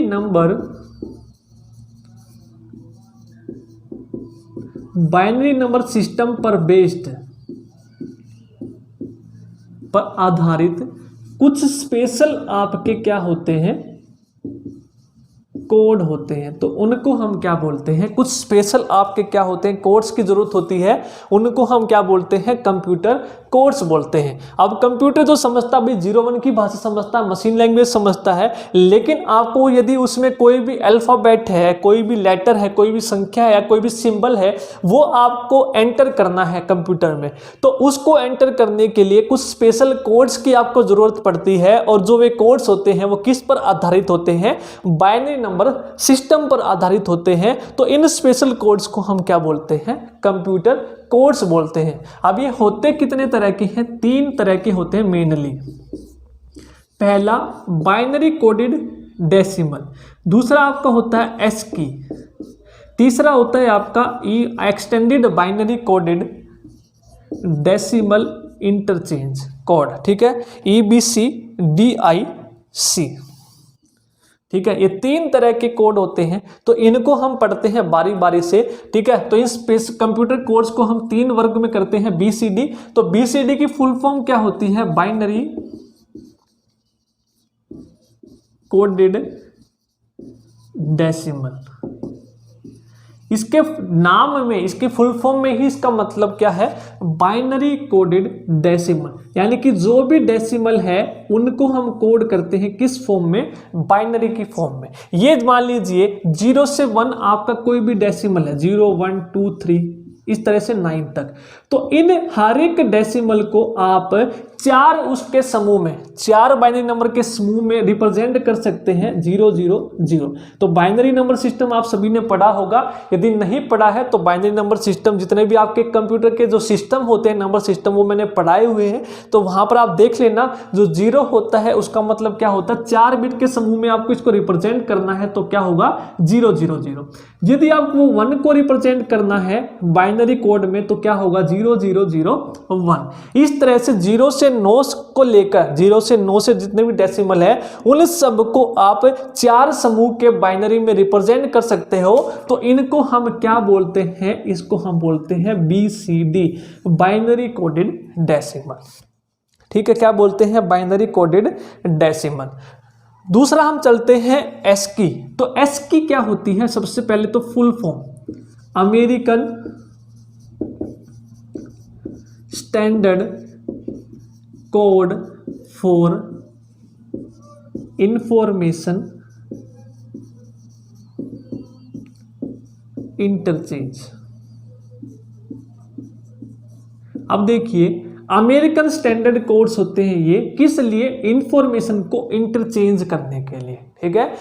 ये क्या होते हैं? डेसिमल को बाइनरी कोड में दर्शाने के लिए। ये आपके अमेरिकन स्टैंडर्ड कोड्स होते हैं इंफॉर्मेशन को इंटरचेंज करने के लिए। तो यहां पर आपसे पूछा जाएगा, पहले तो आपकी डेफिनेशन पूछा जाएगा, ठीक है, उसके बाद आपसे पूछा जाएगा कि इसमें क्या होता है। ये आपके 2 तरह के होते हैं, एस्की, ASCII, ASCII 7 और ASCII 8। ASCII 7 और ASCII 8, देखिए आपने एक क्वेश्चन पढ़ा होगा, यहां पर क्या है, इसको रब करते हैं थोड़ा सा। ASCII 7 क्या होता है? ये एक लेटर को, ठीक है, American standard code for information interchange, यानी कि ये क्या करता है? एक जो है लेटर, उसको 7 कैरेक्टर में, एक लेटर को, ASCII 7 का मतलब एक लेटर को 7 कैरेक्टर में रिप्रेजेंट कर सकता है, एक कैरेक्टर को 7 बिट में, ठीक है। और ये क्या कर सकता है? एक कैरेक्टर को 8 बिट में रिप्रेजेंट कर सकता है, निरूपित कर सकता है 8 बिट में, ठीक है। अब देखिए, ये 7 बिट में कर सकता है, यानी कि 2 की पावर 7। ये 8 बिट में कर सकता है, तो इसको लिखोगे 2 की पावर 8। अब 2 की पावर 7 आपकी क्या होती है? आप देखेंगे 1 2 3 4 5 6 7, 2 दूनी 4 दूनी 8 दूनी 16 दूनी 32 दूनी 64 दूनी 128, यानी कि मैक्सिमम आप कितने कैरेक्टर इसमें आप शो कर सकते हैं? 128। यही आपसे पूछा जाएगा कि अमेरिकन स्टैंडर्ड कोड जो होता है उसमें आप मैक्सिमम में कितने जो है निर्मित कर सकते हैं? तो 128। कैसे निर्मित कर सकते हैं आपने देख लिया। ASCII 7 एक कैरेक्टर को 7 बिट में ये क्या कर सकता है? रिप्रेजेंट। तो 2 की पावर 7 यहां से क्या आ जाएगा? 128। अब 2 की पावर 8 यानी कि 1 और 2 आ गया, तो 128 दूनी 256। तो ये मैक्सिमम कितने कैरेक्टर कर सकता है निर्मित? तो ये 256, ठीक है। तो यही आपका क्वेश्चन पूछा जाएगा कि ASCII जो होता है 128 और 156 तक आपके जो कैरेक्टर हैं वो निर्मित कर सकता है। तो ये आपको याद रखने हैं कि जो कोड्स होते हैं BCD आपका 4 समूह में यूज करता है। ये आपका ASCII 7 और ASCII 8, 7 का मतलब 7 कैरेक्टर ओके 7 बिट में, और ये 8 बिट में, 2 की पावर 7, 2 की पावर 8, 128 और 256। अब नेक्स्ट है EBCDIC, हैशटैग जिसको आप बोलते हैं। तो इसकी फुल फॉर्म होती है extended binary coded decimal interchange code, ठीक है। एक्सटेंडेड आपकी binary coded decimal interchange code. अब ये क्या कर सकता है भाई, ये एक कैरेक्टर को 8 बिट में, ये एस्की के ही जैसा ही है, एक कैरेक्टर को 8 बिट में रिप्रेजेंट कर सकता है, यानी कि 2 की पावर 8 यानी कि 256। ये भी कितने कैरेक्टर का जो है आपका निर्माण कर सकता है, 256 का। तो ये आपको याद रखने हैं, 256 कैरेक्टर का ये निर्माण कर सकता है। यही आपसे क्वेश्चन पूछा जाएगा। सबसे पहले तो आपके कंप्यूटर कोड्स होते क्या है, क्या अल्फाबेट, नंबर और चिन्ह, ठीक है। इनको स्टोर करने के लिए आपको number based system, binary number system पर आधारित कुछ स्पेशल कोड्स की जरूरत होती है, तो उसको हम क्या बोलते हैं, कंप्यूटर कोड। सबसे पहला BCD, उसके बाद ASCII, उसके बाद EBCDIC, ठीक है। BCD की full form binary coded, ASCII की सबसे इंपॉर्टेंट है इसकी definition, American standard code for information interchange. ये दो तरह के होते हैं, ASCII 7 और ASCII 8, ठीक है। उसके बाद है EBCDIC यानी कि extended binary coded decimal interchange code. ये कितने कर सकता है, 8 कैरेक्टर, 8 बिट, एक कैरेक्टर को 8 बिट में और मैक्सिमम 256 कैरेक्टर को निर्मित कर सकता है। अब एग्जाम में आपका क्वेश्चन पूछा जाएगा कि सबसे ज्यादा यूज होने वाला जो कोड है वो कौन कौन सा है, आपका ASCII और EBCDIC, ठीक है। तो ये क्वेश्चन है सेट ऑफ प्रोग्राम, यानी कि प्रोग्रामों का एक सेट और निर्देशों का एक सेट, उसको हम क्या बोलते हैं, तो हम उसको बोलते हैं सॉफ्टवेयर। क्या बोलते हैं, सॉफ्टवेयर। बहुत बार आपका एक क्वेश्चन एग्जाम में पूछा गया है कि set of program and instructions, उसको हम क्या बोलते हैं, सॉफ्टवेयर। अब देखिए सॉफ्टवेयर में भी आपके दो तरीके से क्वेश्चन पूछा जाएगा, एक सिस्टम सॉफ्टवेयर से पूछा जाएगा और एक एप्लीकेशन सॉफ्टवेयर से पूछा जाएगा। देखो सिस्टम सॉफ्टवेयर का काम क्या है, सिस्टम को कंट्रोल करना, ठीक है।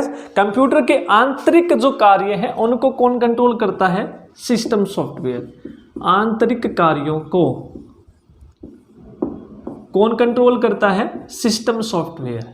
और किसी विशेष कार्य को यदि आपको पूरा करना है तो वो किसकी मदद से आप करेंगे, वो करेंगे आप एप्लीकेशन सॉफ्टवेयर की मदद से, ठीक है। एप्लीकेशन सॉफ्टवेयर की मदद से कोई विशेष कार्य करेंगे और सिस्टम सॉफ्टवेयर क्या करेगा, जो भी आपके आंतरिक कार्य हैं कंप्यूटर के उनको नियंत्रित करता है, वो कौन करता है, सिस्टम सॉफ्टवेयर। अब देखिए विशेष कार्य का मतलब होगा कोई आपको शीट बनानी है, वर्ड एक्सेल में, वर्ड में कोई कुछ लिखना है, MS वर्ड हो गया, वर्ड एक्सेल हो गया, ये सारे के सारे क्या हैं, आपके एप्लीकेशन सॉफ्टवेयर है जो विशेष कार्य को करने में, जैसे फोटोशॉप हो गया, ठीक है, फोटो एडिटिंग वगैरह आपको करनी है तो विशेष कार्य को पूरा करने में कौन मदद करेंगे, एप्लीकेशन सॉफ्टवेयर। क्लियर है।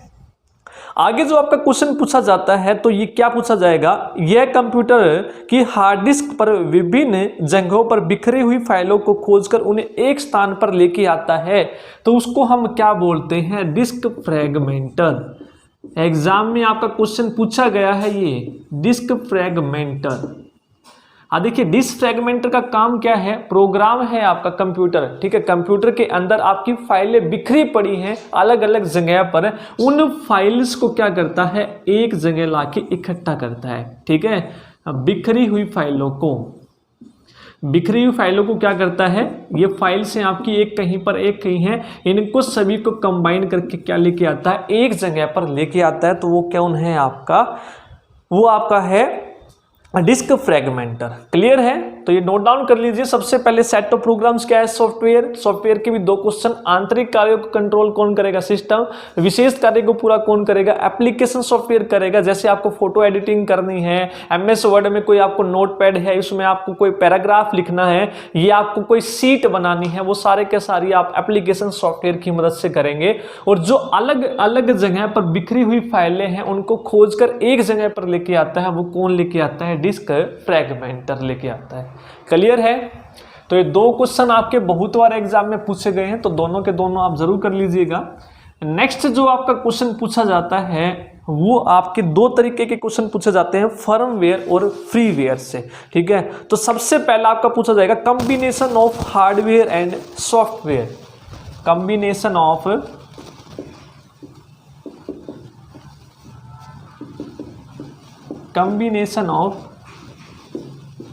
Hardware and software. बहुत ही सिंपल लैंग्वेज में हम हर एक क्वेश्चन को समझने की कोशिश करेंगे। आप देखिए, जो सॉफ्टवेयर होते हैं जो हार्डवेयर को चलाने के लिए काम आते हैं, यदि आपका सॉफ्टवेयर ही नहीं है तो आपका हार्डवेयर किसी काम का नहीं है, वो आपका एक डब्बा कहलाएगा। क्या कहलाएगा? एक डब्बा कहलाएगा, क्योंकि सॉफ्टवेयर क्या है? सेट ऑफ प्रोग्राम है और इंस्ट्रक्शंस हैं जो इनको बताते हैं कि आपको कैसे कार्य करना है। यदि ये नहीं है तो इनके बिना इनका कोई काम नहीं है। और इन दोनों के कॉम्बिनेशंस को हम क्या बोलते हैं? फर्मवेयर। क्या बोलते हैं? फर्मवेयर बोलते हैं। आपने एग्जाम में बहुत बार क्वेश्चन देखा होगा, फर्मवेयर क्या होता है? Combination of hardware and software. ठीक है, नेक्स्ट आपका पूछा जाता है फ्रीवेयर। फ्रीवेयर एक आपका फर्मवेयर है, एक आपका फ्रीवेयर है। तो फ्रीवेयर आपके वो सॉफ्टवेयर हैं जो आप फ्री में डाउनलोड कर सकते हैं। फ्रीवेयर मतलब फ्री में, तो वो सॉफ्टवेयर, फ्रीवेयर आपके क्या है? ये सॉफ्टवेयर ही हैं जिनको आप फ्री में डाउनलोड कर सकते हैं और उनका इस्तेमाल कर सकते हैं। इनका इस्तेमाल करने के लिए आपको कोई फीस नहीं देनी है, कोई पैसा नहीं देना है। जैसे आपका गूगल हो गया, इंस्टेंट मैसेंजर हो गया, जो आप फ्री में यूज करते हैं, ये उदाहरण है। ठीक है, गूगल के टूल बार जितने भी है या फिर इंस्टेंट मैसेजिंग वगैरह हैं, तो ये सारे के सारे आपके क्या है? फ्रीवेयर है। इंस्टेंट मैसेजिंग हो गया, गूगल टूल बार हो गया, ये सारे के सारे क्या हैं आपके? ये आपके फ्रीवेयर हैं। एग्जाम में पूछा जाएगा, ये क्वेश्चन आपको याद रखना है कि फ्रीवेयर इनमें से कौन सा है, तो दोनों आप याद रखेंगे, इंस्टेंट मैसेजिंग और Google tool bar. Google tool bar, तो ये वो हैं जो आपके फ्री में डाउनलोड कर सकते हैं और इनको आप इस्तेमाल कर सकते हैं। अब नेक्स्ट है आपका प्रोग्रामिंग लैंग्वेज। ठीक है, प्रोग्रामिंग लैंग्वेज, पीएल की फुल फॉर्म भी आपसे कई बार पूछी जाएगी, प्रोग्रामिंग लैंग्वेज। तो प्रोग्रामिंग लैंग्वेज होती क्या है? ये एक विशेष प्रकार की लैंग्वेज होती है जो प्रोग्राम लिखने के लिए हम यूज करते हैं, उसको क्या बोलते हैं? Programming language. अब ये आपकी दो तरह की होती है, एक आपकी होती है लो लेवल लैंग्वेज, ठीक है, एक आपकी होती है हाई लेवल लैंग्वेज। कौन सी होती है? High level language. तो दोनों से आपके क्वेश्चन पूछे जाएंगे। प्रोग्रामिंग लैंग्वेज दो प्रकार की होती हैं, लो लेवल और हाई लेवल। अब लो लेवल में आपके जो क्वेश्चन पूछे जाते हैं, दो होती हैं आपकी लो लेवल की, एक होती है मशीन लैंग्वेज, एक आपकी होती है असेंबली लैंग्वेज। Assembly language. इसके अलावा आपकी हाई लेवल लैंग्वेज है, उसको भी हम बाद में डिटेल करेंगे, जैसे कोबोल होगी, फोर्ट्रान हो गई, आपकी सी हो गई, जावा हो गई, वो आपकी कौन सी है? हाई लेवल लैंग्वेज है। अब देखिए, कंप्यूटर जो है केवल और केवल कौन सी भाषा समझ सकता है? मशीन लैंग्वेज, यानी कि जो केवल 0 एंड 1 की फॉर्म में होती है। किसमें होती है भाई? 0 और 1 की फॉर्म में होती है, जिसमें कंप्यूटर और कोई भी मशीन आपका कार्य करती है जो वो समझ सकती है 0 और 1 की फॉर्म में। बाइनरी डिजिट्स होती हैं आपकी, तो उसको हम बोलते हैं मशीन लैंग्वेज। तो इसमें आपकी एरर बहुत होती थी, इसको समझना थोड़ा कठोर होता था, तो इसलिए इसमें कुछ सुधार करके असेंबली लैंग्वेज लेके आए, जिसमें हम बाइनरी के अलावा अंग्रेजी के कुछ शब्दों का हम यूज कर सकते थे और जिसमें हम एरर का आसानी से पता लगा सकते थे, और इससे ये थोड़ी सी बेहतर है। जैसे कि आपको कोई चीज ऐड करनी है तो उसके लिए आप यूज करेंगे ADD ऐड। यदि कोई आपको चीज सब्ट्रैक्ट करनी है उसके लिए आप यूज करेंगे सब मतलब सब्ट्रैक्ट। यदि कोई चीज आपको लोड करनी है कंप्यूटर में तो उसके लिए आप यूज करेंगे LDA। तो यानी कि बाइनरी के साथ साथ आप क्या यूज कर रहे हैं? कुछ वर्ड्स का भी यूज कर रहे हैं, तो वो कौन सी होगी? असेंबली लैंग्वेज हो गई। इसके अलावा आपकी हाई लेवल लैंग्वेज हैं कुछ, तो हाई लेवल लैंग्वेज में अब क्या हुआ? इसका एडवांस आ गया। हाई लेवल में आप क्या करेंगे? बाइनरी भी हो गए, मशीन, इसके कुछ असेंबली में जैसे आप कुछ वर्ड करते हैं वो भी हो गए।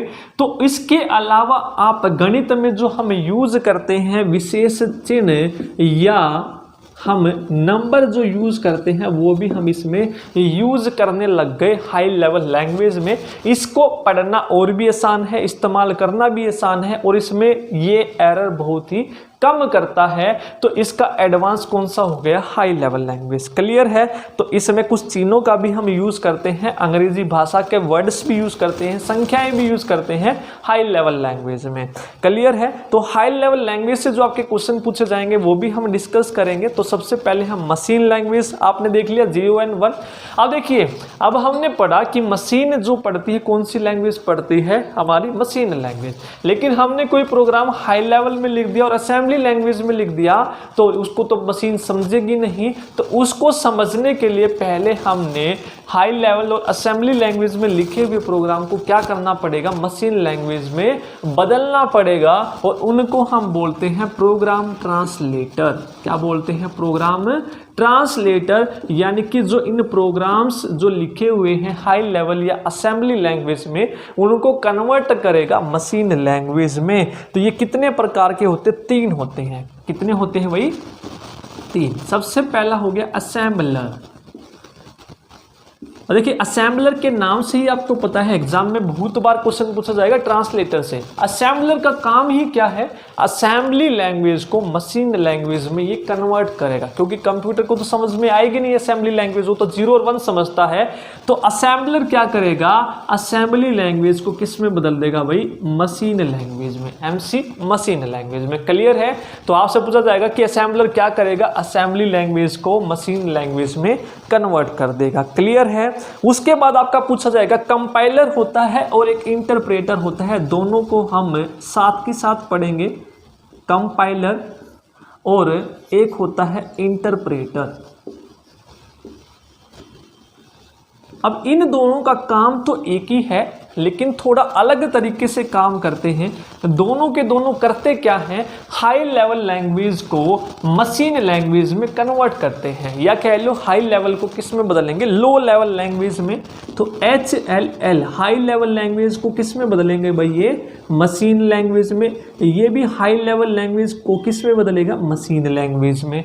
लेकिन दोनों में अंतर क्या है, कंपाइलर क्या करेगा, पूरे प्रोग्राम को एक साथ उठाएगा, उसको रीड करेगा। यदि कोई गलती होगी तो वो एक साथ एरर दे देगा। क्या दे देगा, एक साथ एरर दे देगा। लेकिन इंटरप्रेटर ऐसा नहीं करेगा। इंटरप्रेटर क्या करेगा भाई, पहले एक लाइन उठाएगा, उसमें कोई गलती है तो एरर बताएगा, नहीं है तो फिर दूसरी लाइन उठाएगा, उसमें भी कोई गलती नहीं है तो फिर तीसरी लाइन उठाएगा। इस तरीके से लाइन बाय लाइन चलेगा इंटरप्रेटर। क्लियर है। तो ये तीनों चीजें आपको आनी चाहिए। तो एक बार में एक कथन को ट्रांसलेट करता है इंटरप्रेटर, और ये पूरे को एक साथ में क्या करता है, कन्वर्ट करता है। और असेंबलर क्या करेगा, असेंबली को मशीन लैंग्वेज में कन्वर्ट करता है। तो ये तीनों ट्रांसलेटर से आपके क्वेश्चन पूछे जाएंगे। आई होप आपको आज के बाद इन तीनों में दिक्कत नहीं आएगी, और आपकी लो लेवल और हाई लेवल लैंग्वेजेस एक बार नोट कर लीजिए। फिर आगे जो आपके क्वेश्चन पूछे जाएंगे हम वो डिस्कस करते चलेंगे। क्लियर है। इसको ट्रांसलेटर को मिटाते हैं। ट्रांसलेटर हो गया आपका असेंबलर, कंपाइलर और इंटरप्रेटर। क्लियर है। अब हाई लेवल लैंग्वेज से जो आपके क्वेश्चन पूछे जाते हैं उसके बारे में हम डिस्कस करते हैं। सबसे पहला जो आपका क्वेश्चन पूछा जाएगा वो पूछा जाएगा फोरट्रान से। हाई लेवल लैंग्वेज कौन कौन सी होती है, सबसे पहले है आपकी फोरट्रान। इसकी फुल फॉर्म आपसे पूछी जाएगी, वो भी आपको याद रखनी है। फोर से फॉर्मूला, ट्रांस से ट्रांसलेशन, ठीक है, फॉर्मूला ट्रांसलेशन। जितनी भी आपकी हाई लेवल लैंग्वेज हैं उनके बारे में हम पढ़ेंगे। फॉर्मूला ट्रांसलेशन, इसका एक पार्ट मैं पहले भी डाल चुका हूं, यदि आपने वो नहीं देखा तो वो भी आप जरूर देखिएगा। उसमें भी हमने इसी तरीके से जो आपके क्वेश्चंस की फॉर्म में है कंप्लीट रिवीजन किया था। बाकी उससे आगे का यहाँ पर हम कर रहे हैं। फोर से फॉर्मूला, ट्रांस से ट्रांसलेशन। फॉर्मूला ट्रांसलेशन है तो आपसे पूछा जाएगा पहली लैंग्वेज जो प्रोग्रामिंग के लिए बनाई गई थी वो कौन सी है भाई, फोरट्रान है। First language developed for programming. तो प्रोग्रामिंग के लिए कौन सी जो भाषा है आपकी बनाई गई थी, तो आप बताएंगे फोरट्रान। और कब, आसान है याद करना, F आपका इंग्लिश का छठा है। क्या है, छठा लेटर है, तो एक घटा दो इसमें और एक जोड़ दो तो क्या बन जाएगा, 57।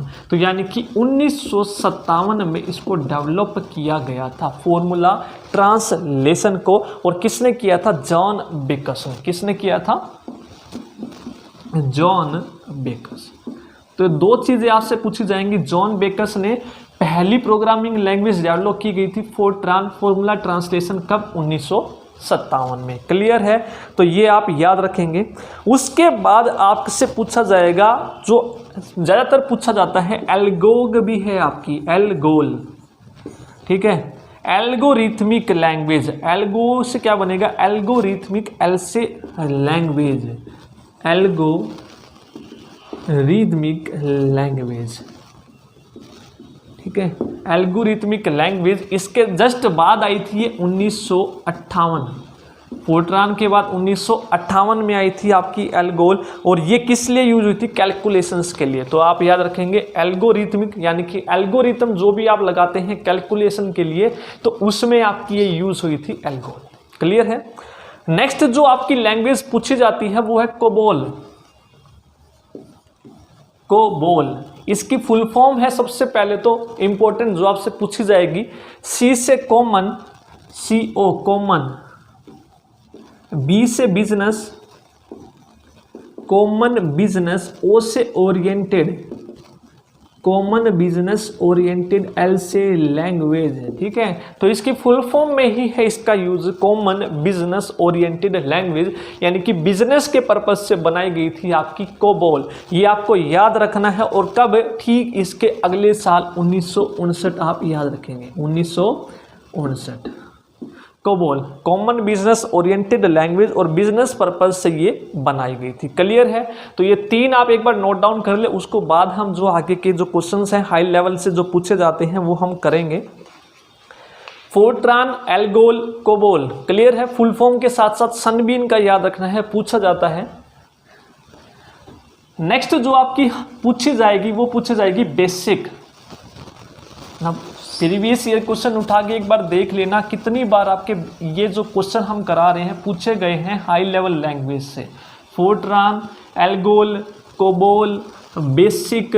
ठीक है, ये सारी की सारी जो लैंग्वेज हैं, ईयर पूछा जाएगा आपसे, और आपसे फुल फॉर्म पूछी जाएगी, और किस पर्पज से ये बनाई गई थी ये भी आपसे पूछा जाएगा। नेक्स्ट आपकी जो हाई लेवल लैंग्वेज थी वो थी बेसिक। सबसे पहले तो इसकी फुल फॉर्म है बिगिनर्स, बी से बिगिनर्स, ए से आल पर्पज, एस से symbolic, instructions code.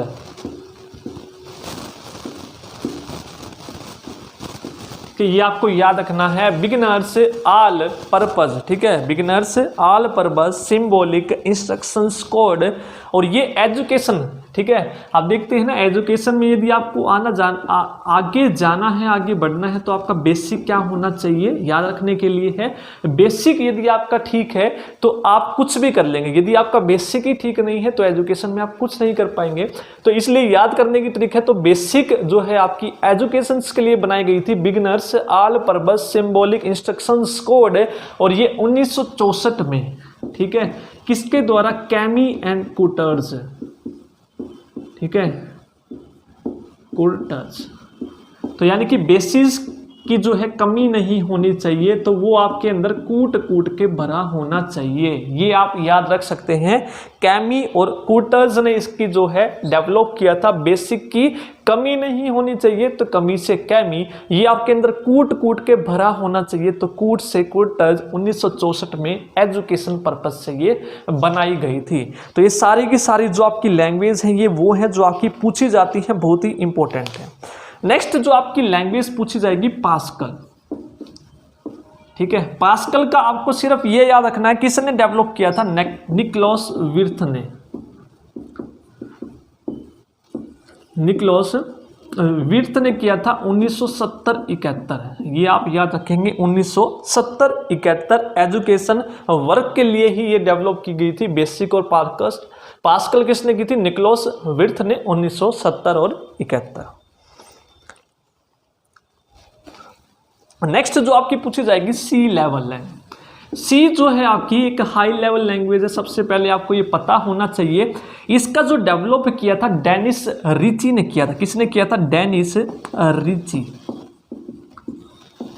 Dennis Ritchie ने किया था 1972 में। ये भी आप याद रखेंगे, जितने भी आपके क्वेश्चंस इंपॉर्टेंट बनते हैं वो यहाँ पर मैं लिख रहा हूँ साथ के साथ। तो सी आपकी हाई लेवल लैंग्वेज है, डेनिस रिची ने इसको डेवलप किया था 1972 में। तो नेक्स्ट जो आपकी सबसे इंपॉर्टेंट है वो है आपकी जावा। इंटरनेट के लिए प्रयोग होने वाली आपकी भाषा कौन सी है? जावा। 1995 में सन माइक्रो सिस्टम द्वारा इसको डेवलप किया गया था। यही आपको ऑप्शन में मिलेगा, सन माइक्रो सिस्टम। तो यही आपको लगाना है, किसने किया था? सन माइक्रो सिस्टम ने 1995 में जावा। इंटरनेट के लिए प्रयोग होने वाली कौन सी है? तो आपकी जावा है, सन माइक्रो सिस्टम आप याद रखेंगे। तो ये किसने विकसित किया था? सन माइक्रो सिस्टम ने 1995 में। तो इंटरनेट यूज के लिए। तो ये थी आपकी हाई लेवल लैंग्वेजेस जो आपको याद रखनी है, जिनसे आपके क्वेश्चंस पूछे जाएंगे बार बार। इसके साथ साथ 3 ट्रांसलेटर थे जो हमने पढ़े हैं, असेंबलर, इंटरप्रेटर एंड कंपाइलर। जो क्या करेंगे, यदि हम इस लैंग्वेज में कोई भी प्रोग्राम लिखते हैं, तो यदि हमें कोई भी रन करवाना है वो कंप्यूटर में, तो सबसे पहले उसको क्या करना पड़ेगा? उसको मशीन लैंग्वेज में कन्वर्ट करना पड़ेगा, और वो कौन करेंगे? ट्रांसलेटर करेंगे। ठीक है। यदि आपको वीडियो पसंद आ रही है तो वीडियो को प्लीज़ लाइक ज़रूर कीजिएगा और कमेंट करके ज़रूर बताइएगा आप लोगों को हमारी जो वीडियोज़ है ये कैसी लग रही हैं। नेक्स्ट है, यूज़र और कंप्यूटर हार्डवेयर के बीच एक मीडियम को हम क्या कहते हैं? देखिए कि यूज़र है और हार्डवेयर है। यूज़र और हार्डवेयर, कंप्यूटर हार्डवेयर के बीच मीडियम को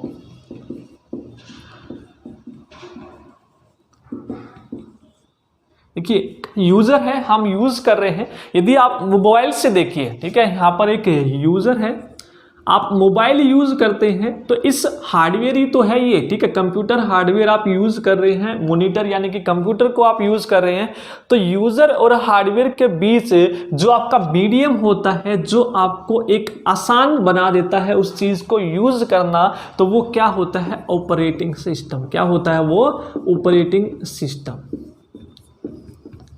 तो ये आप लोगों को याद रखना है, ऑपरेटिंग सिस्टम। अब देखिए, ऑपरेटिंग सिस्टम से जो आपके क्वेश्चन बनते हैं, जो सबसे बार बार पूछे जाते हैं, वो कौन कौन से? सबसे पहला तो बैच प्रोसेसिंग आपसे पूछा जाएगा, बैच प्रोसेसिंग। इसके बाद जो आपका पूछा जाएगा बैच प्रोसेसिंग ऑपरेटिंग सिस्टम। इससे पहले जो आपका पूछा जाएगा सेकंड, टाइम शेयरिंग। और थर्ड जो आपका सबसे इंपॉर्टेंट है, रियल टाइम ऑपरेटिंग सिस्टम। ये 3 हैं आपके जो सबसे ज़्यादा पूछे जाते हैं और कंफ्यूज करते हैं बच्चों को, और सबसे ज़्यादा है ये, यही पढ़ेंगे हम। सबसे पहले तो बैच। मान लीजिए आपके पास कुछ जॉब है जो आपको करवानी है कंप्यूटर से। ठीक है, मान लीजिए जॉब 1 है, जॉब 2 है, यहाँ पे जॉब 3 है, और यहाँ पे क्या है? यहाँ पे आपका प्रोग्रामर है। क्या है? यहाँ पर ऑपरेटर है जो इसको ऑपरेट कर रहा है। किसको? मशीन को ऑपरेट कर रहा है। ठीक है, और यहाँ पर आपकी है सीपीयू। ठीक है, क्या है? सीपीयू है। तो देखिए आपके पास जॉब है, जो 1 2 3 4 लिख लेते हैं हम यहाँ पर ज़्यादा। तो अब ऑपरेटर को क्या करना है? ये ऑपरेट क्या करेगा? इनका बैच बना देगा आगे प्रोसेस करने के लिए। यानी कि जो आपकी प्रोसेसिंग होगी वो किस फॉर्म में होगी? बैच में होंगी। तो बैच कैसे बनेगा? देखिए, यदि 1 और 3 एक जैसे हैं तो इनका एक बैच बना देगा ऑपरेटर, बैच 1। क्या बना देगा? बैच 1, जिसमें आप वो डाल देगा जॉब 1 एंड जॉब 3। क्योंकि ये क्या है? सिमिलर है। इनको सिमिलर जो है साइकिल्स की ज़रूरत होगी ऑपरेट होने के लिए, या प्रोग्राम की ज़रूरत होगी। और फिर दूसरा प्रोग्राम ये बना देगा, दूसरा ये बैच बना देगा, बैच 2, जिसमें जॉब 2 और जॉब 4 होंगी। ठीक है, उसके बाद ये आगे सीपीयू को डाल देगा। जैसे ही बैच 1 पूरा होगा उसके बाद बैच 2 स्टार्ट होगा। बैच 1 पूरा हुए बिना ये प्रोसेस नहीं होगा आपका। तो बैच प्रोसेसिंग का मतलब है कि सीपीयू क्या करेगा? प्रोसेसिंग बैच की फॉर्म में करेगा। इसलिए ये टाइम टेकिंग होता है। क्यों होता है?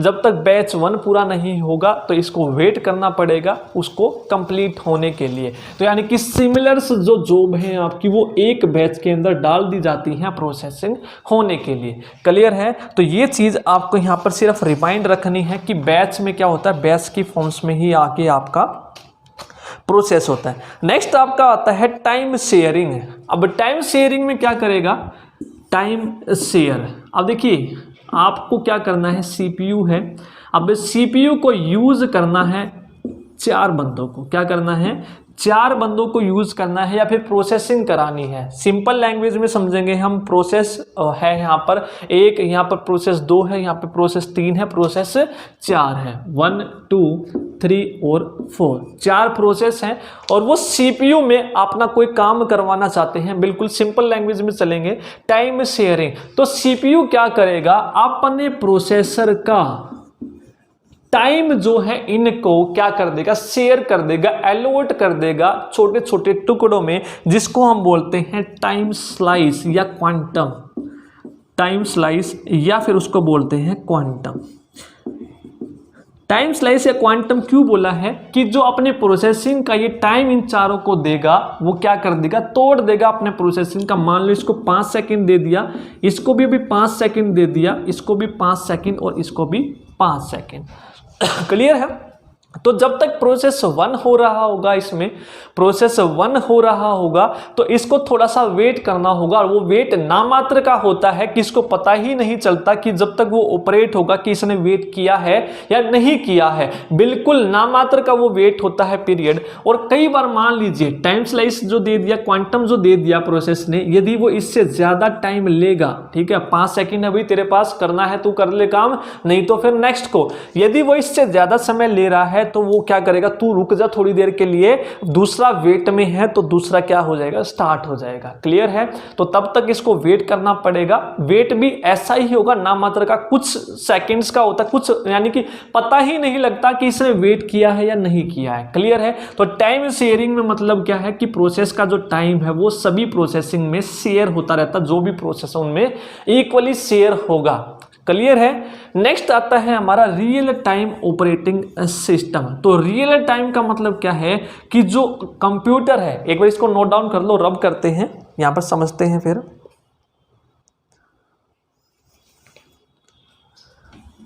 अब जो रियल टाइम है, रियल टाइम का मतलब क्या है कि रियल टाइम वो देगा, यदि उससे ऊपर नीचे हो गया तो सारा सिस्टम फेल। रियल टाइम में क्या होता है, इसको हम यूज करते हैं फास्ट रिस्पॉन्स देने के लिए। It is use to give users fastest response time, fastest response, ठीक है। यानी कि जो यूजर इसको यूज कर रहा है कि जितना जल्दी हो सके उतना जल्दी रिस्पॉन्स करके क्या करा दे, उसका टाइम जो है यानी कि कम से कम लगाए और जल्दी उसको रिस्पॉन्स कर दें। इसमें क्या होता है, मान लीजिए पहले से ही हम एक प्रोग्राम कंप्लीट करके रखते हैं, आपको एक प्रोग्राम प्रोसेस करना है, कोई वर्क, ठीक है, एक वर्क आपको प्रोसेस करना है जिसमें आपका 1 और 2 दोनों यूज होते हैं, 1 और 2 दोनों यूज होते हैं। तो इनको क्या करते हैं, ऑलरेडी करके रख लिया जाता है, स्टोर करके रख लिया जाता है। तो जो इसका आउटपुट होता है प्रोग्राम 1 का, वो प्रोग्राम 2 का क्या होता है, इनपुट होता है। क्या होता है, इनपुट होता है। क्लियर है? तो आप समझते हैं क्या, मान लीजिए इसमें थोड़ा सा डिले हो जाए, इसके आउटपुट में थोड़ा सा डिले हो जाए तो इसके इनपुट में भी डिले होगा, क्योंकि ये 2 किस पे डिपेंड कर रहा है, 1 पे डिपेंड कर रहा है। अगर ये डिले हो गया तो ये भी क्या होगा, डिले होगा। अगर ये दोनों डिले हो गए तो जो हमारा काम होना है उसमें भी क्या होगा, डिले होगा। तो इसलिए जल्दी से जल्दी जितना हो सके ये होंगे तो उतना हमारा प्रोसेस होगा। तो इनको हम कहाँ पे यूज करते हैं, जो ऑटोमेटिक सिस्टम हमारे होते हैं वहाँ पर हम real time operating system use करते हैं। और कहाँ कहाँ पर यूज करते हैं, तो इसके एग्जाम्पल आप लिख लीजिए, जैसे साइंस हो गई, साइंस के क्षेत्र में जो भी हमें काम करना है, या फिर स्पेस लॉन्चिंग में यदि हमें कोई काम करना है, यदि वहाँ पर थोड़ा सा भी डिले हो गया तो सब कुछ फेल हो जाएगा हमारा सिस्टम। और जो रेलवेज वगैरह हैं इनमें भी हम क्या यूज़ करते हैं, रियल टाइम ऑपरेटिंग सिस्टम का हम यूज़ करते हैं। इसमें थोड़ी सी भी डिले की गुंजाइश नहीं है। तो ऑपरेटिंग सिस्टम आप याद रखेंगे 3 जो सबसे ज़्यादा पूछे जाते हैं, बैच, टाइम शेयरिंग और रियल टाइम ऑपरेटिंग सिस्टम। इसके अलावा पूछे तो और भी जाते हैं, जैसे सिंगल यूजर हो गया जिसमें एक टाइम पे एक ही यूज करेगा, मल्टी यूजर्स हो गया जिसमें मल्टी यूजर्स काम कर सकते हैं। वो इतने मुश्किल नहीं थे जो आपके पूछे जाते हैं, जिसमें कंफ्यूजन रहती है, वो आप ये याद रखेंगे। नेक्स्ट आपका जो क्वेश्चन पूछा जाएगा ऑपरेटिंग सिस्टम से, क्या पूछा जाएगा कि जो आपकी यूनिक्स और लाइनेक्स ऑपरेटिंग सिस्टम है, क्या है, यूनिक्स है एक आपकी, एक लाइनेक्स है। इसमें से भी सबसे ज़्यादा जो आपकी पूछी जाती है वो लाइनेक्स पूछी जाती है। और इससे भी क्या पूछा जाएगा कि ओपन सोर्स सॉफ्टवेयर आपका इन दोनों में से कौन सा है। Open source software, open source का मतलब सभी के लिए ओपन है, तो वो कौन सा होता है, लाइनेक्स होता है। ओपन सोर्स सॉफ्टवेयर कौन सा है आपका, लाइनेक्स होता है। यानी कि इसका जो सोर्स कोड होता है वो सभी के लिए अवेलेबल होता है, उसमें आपको कुछ भी बदलाव करना है तो वो आप कर सकते हैं और यूज कर सकते हैं, और वो कौन सा है, लाइनेक्स है। तो आप ये याद रखेंगे, सोर्स कोड मुफ्त में, या फिर मुफ्त में नहीं तो कुछ कम धनराशि में आपको क्या हो जाएगा, ये उपलब्ध हो जाएगा, ठीक है। और इसके सोर्स कोड में आप आसानी से बदलाव कर सकते हैं, इसलिए इसका नाम क्या पड़ा, ओपन सोर्स सॉफ्टवेयर, ठीक है। ये सभी के लिए ओपन होता है, जिसको यूज करना है कीजिए, जिसको नहीं करना है मत कीजिए। और इसके डेवलपमेंट कब हुई थी, लाइनेक्स की 1991 में, ठीक है, ये आप याद रखेंगे। और यूनिक्स की कब हुई थी, 1969 में। क्लियर है। तो ये दो चीजें आपकी जो पूछी जाती है यूनिक्स और लाइनेक्स में से, ओपन सोर्स सॉफ्टवेयर कौन सा है आपका, लाइनेक्स है 1991। लाइनेक्स ओपन सोर्स क्यों है, क्योंकि ये फ्री या कम दाम में उपलब्ध होता है इसका सोर्स कोड, इसमें थोड़ा बहुत आप बदलाव करना चाहें तो वो कर सकते हैं। क्लियर है, नोट डाउन कर लीजिए। नेक्स्ट जो आपके क्वेश्चन पूछे जाते हैं वो पूछे जाते हैं बूटिंग से। क्या पूछे जाएंगे, अब बूटिंग से। अब बूटिंग क्या होती है, बूटिंग होती क्या है, सबसे पहले तो ये कंप्यूटर को स्टार्ट या रिस्टार्ट करना, बूटिंग। अब बूटिंग कब होता है आपका, जब कंप्यूटर में आपका ऑपरेटिंग सिस्टम लोड होता है, उसके बाद बूटिंग की प्रक्रिया आपकी स्टार्ट होती है। तो ऑपरेटिंग सिस्टम जब तक ये देख लेगा जितने भी आपके हार्डवेयर लगे हुए हैं कंप्यूटर से वो सही कार्य कर रहे हैं या नहीं कर रहे हैं। यदि वो सही कार्य कर रहे हैं तो आपकी बूटिंग की प्रक्रिया स्टार्ट हो जाएगी, यानी कि आपका जो कंप्यूटर है वो क्या हो जाएगा, स्टार्ट हो जाएगा। कंप्यूटर का स्टार्ट या रीस्टार्ट होना, स्टार्ट और रीस्टार्ट।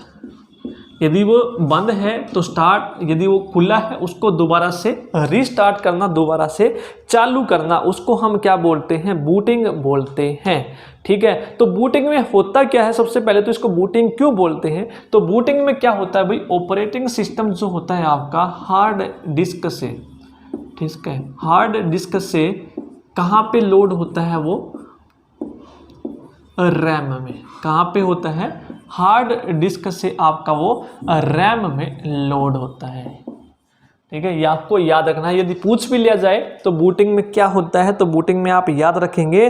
तो जब बूटिंग की प्रक्रिया स्टार्ट होती है तो ऑपरेटिंग सिस्टम आपका हार्ड डिस्क से कंप्यूटर की रैम में लोड होता है, ठीक है। तो ऑपरेटिंग सिस्टम आपका लोड हो गया, स्टार्ट और रीस्टार्ट की प्रक्रिया को हम क्या बोलते हैं, बूटिंग। अब बूटिंग भी आपकी दो तरह की पूछी जाती है, कोल्ड बूटिंग और एक वार्म बूटिंग। इन दोनों में डिफरेंस क्या है।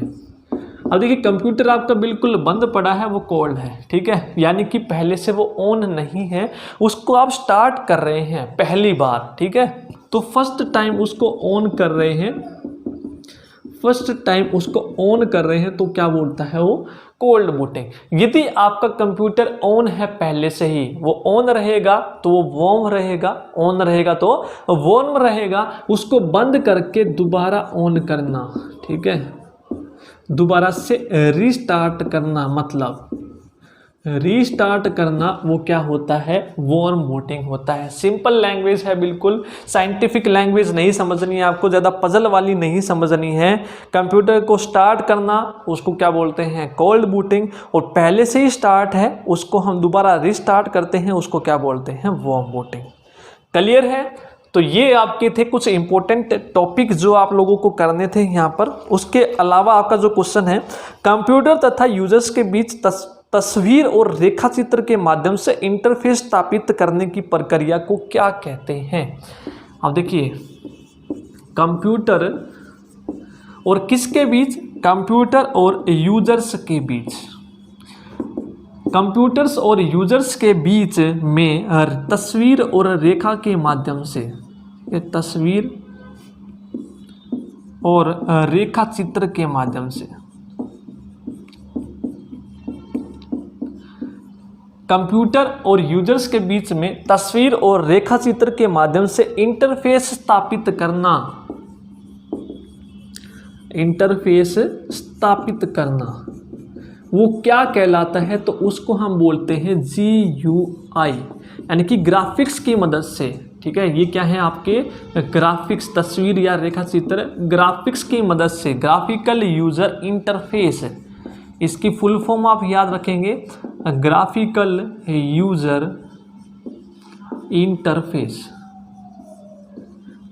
GUI।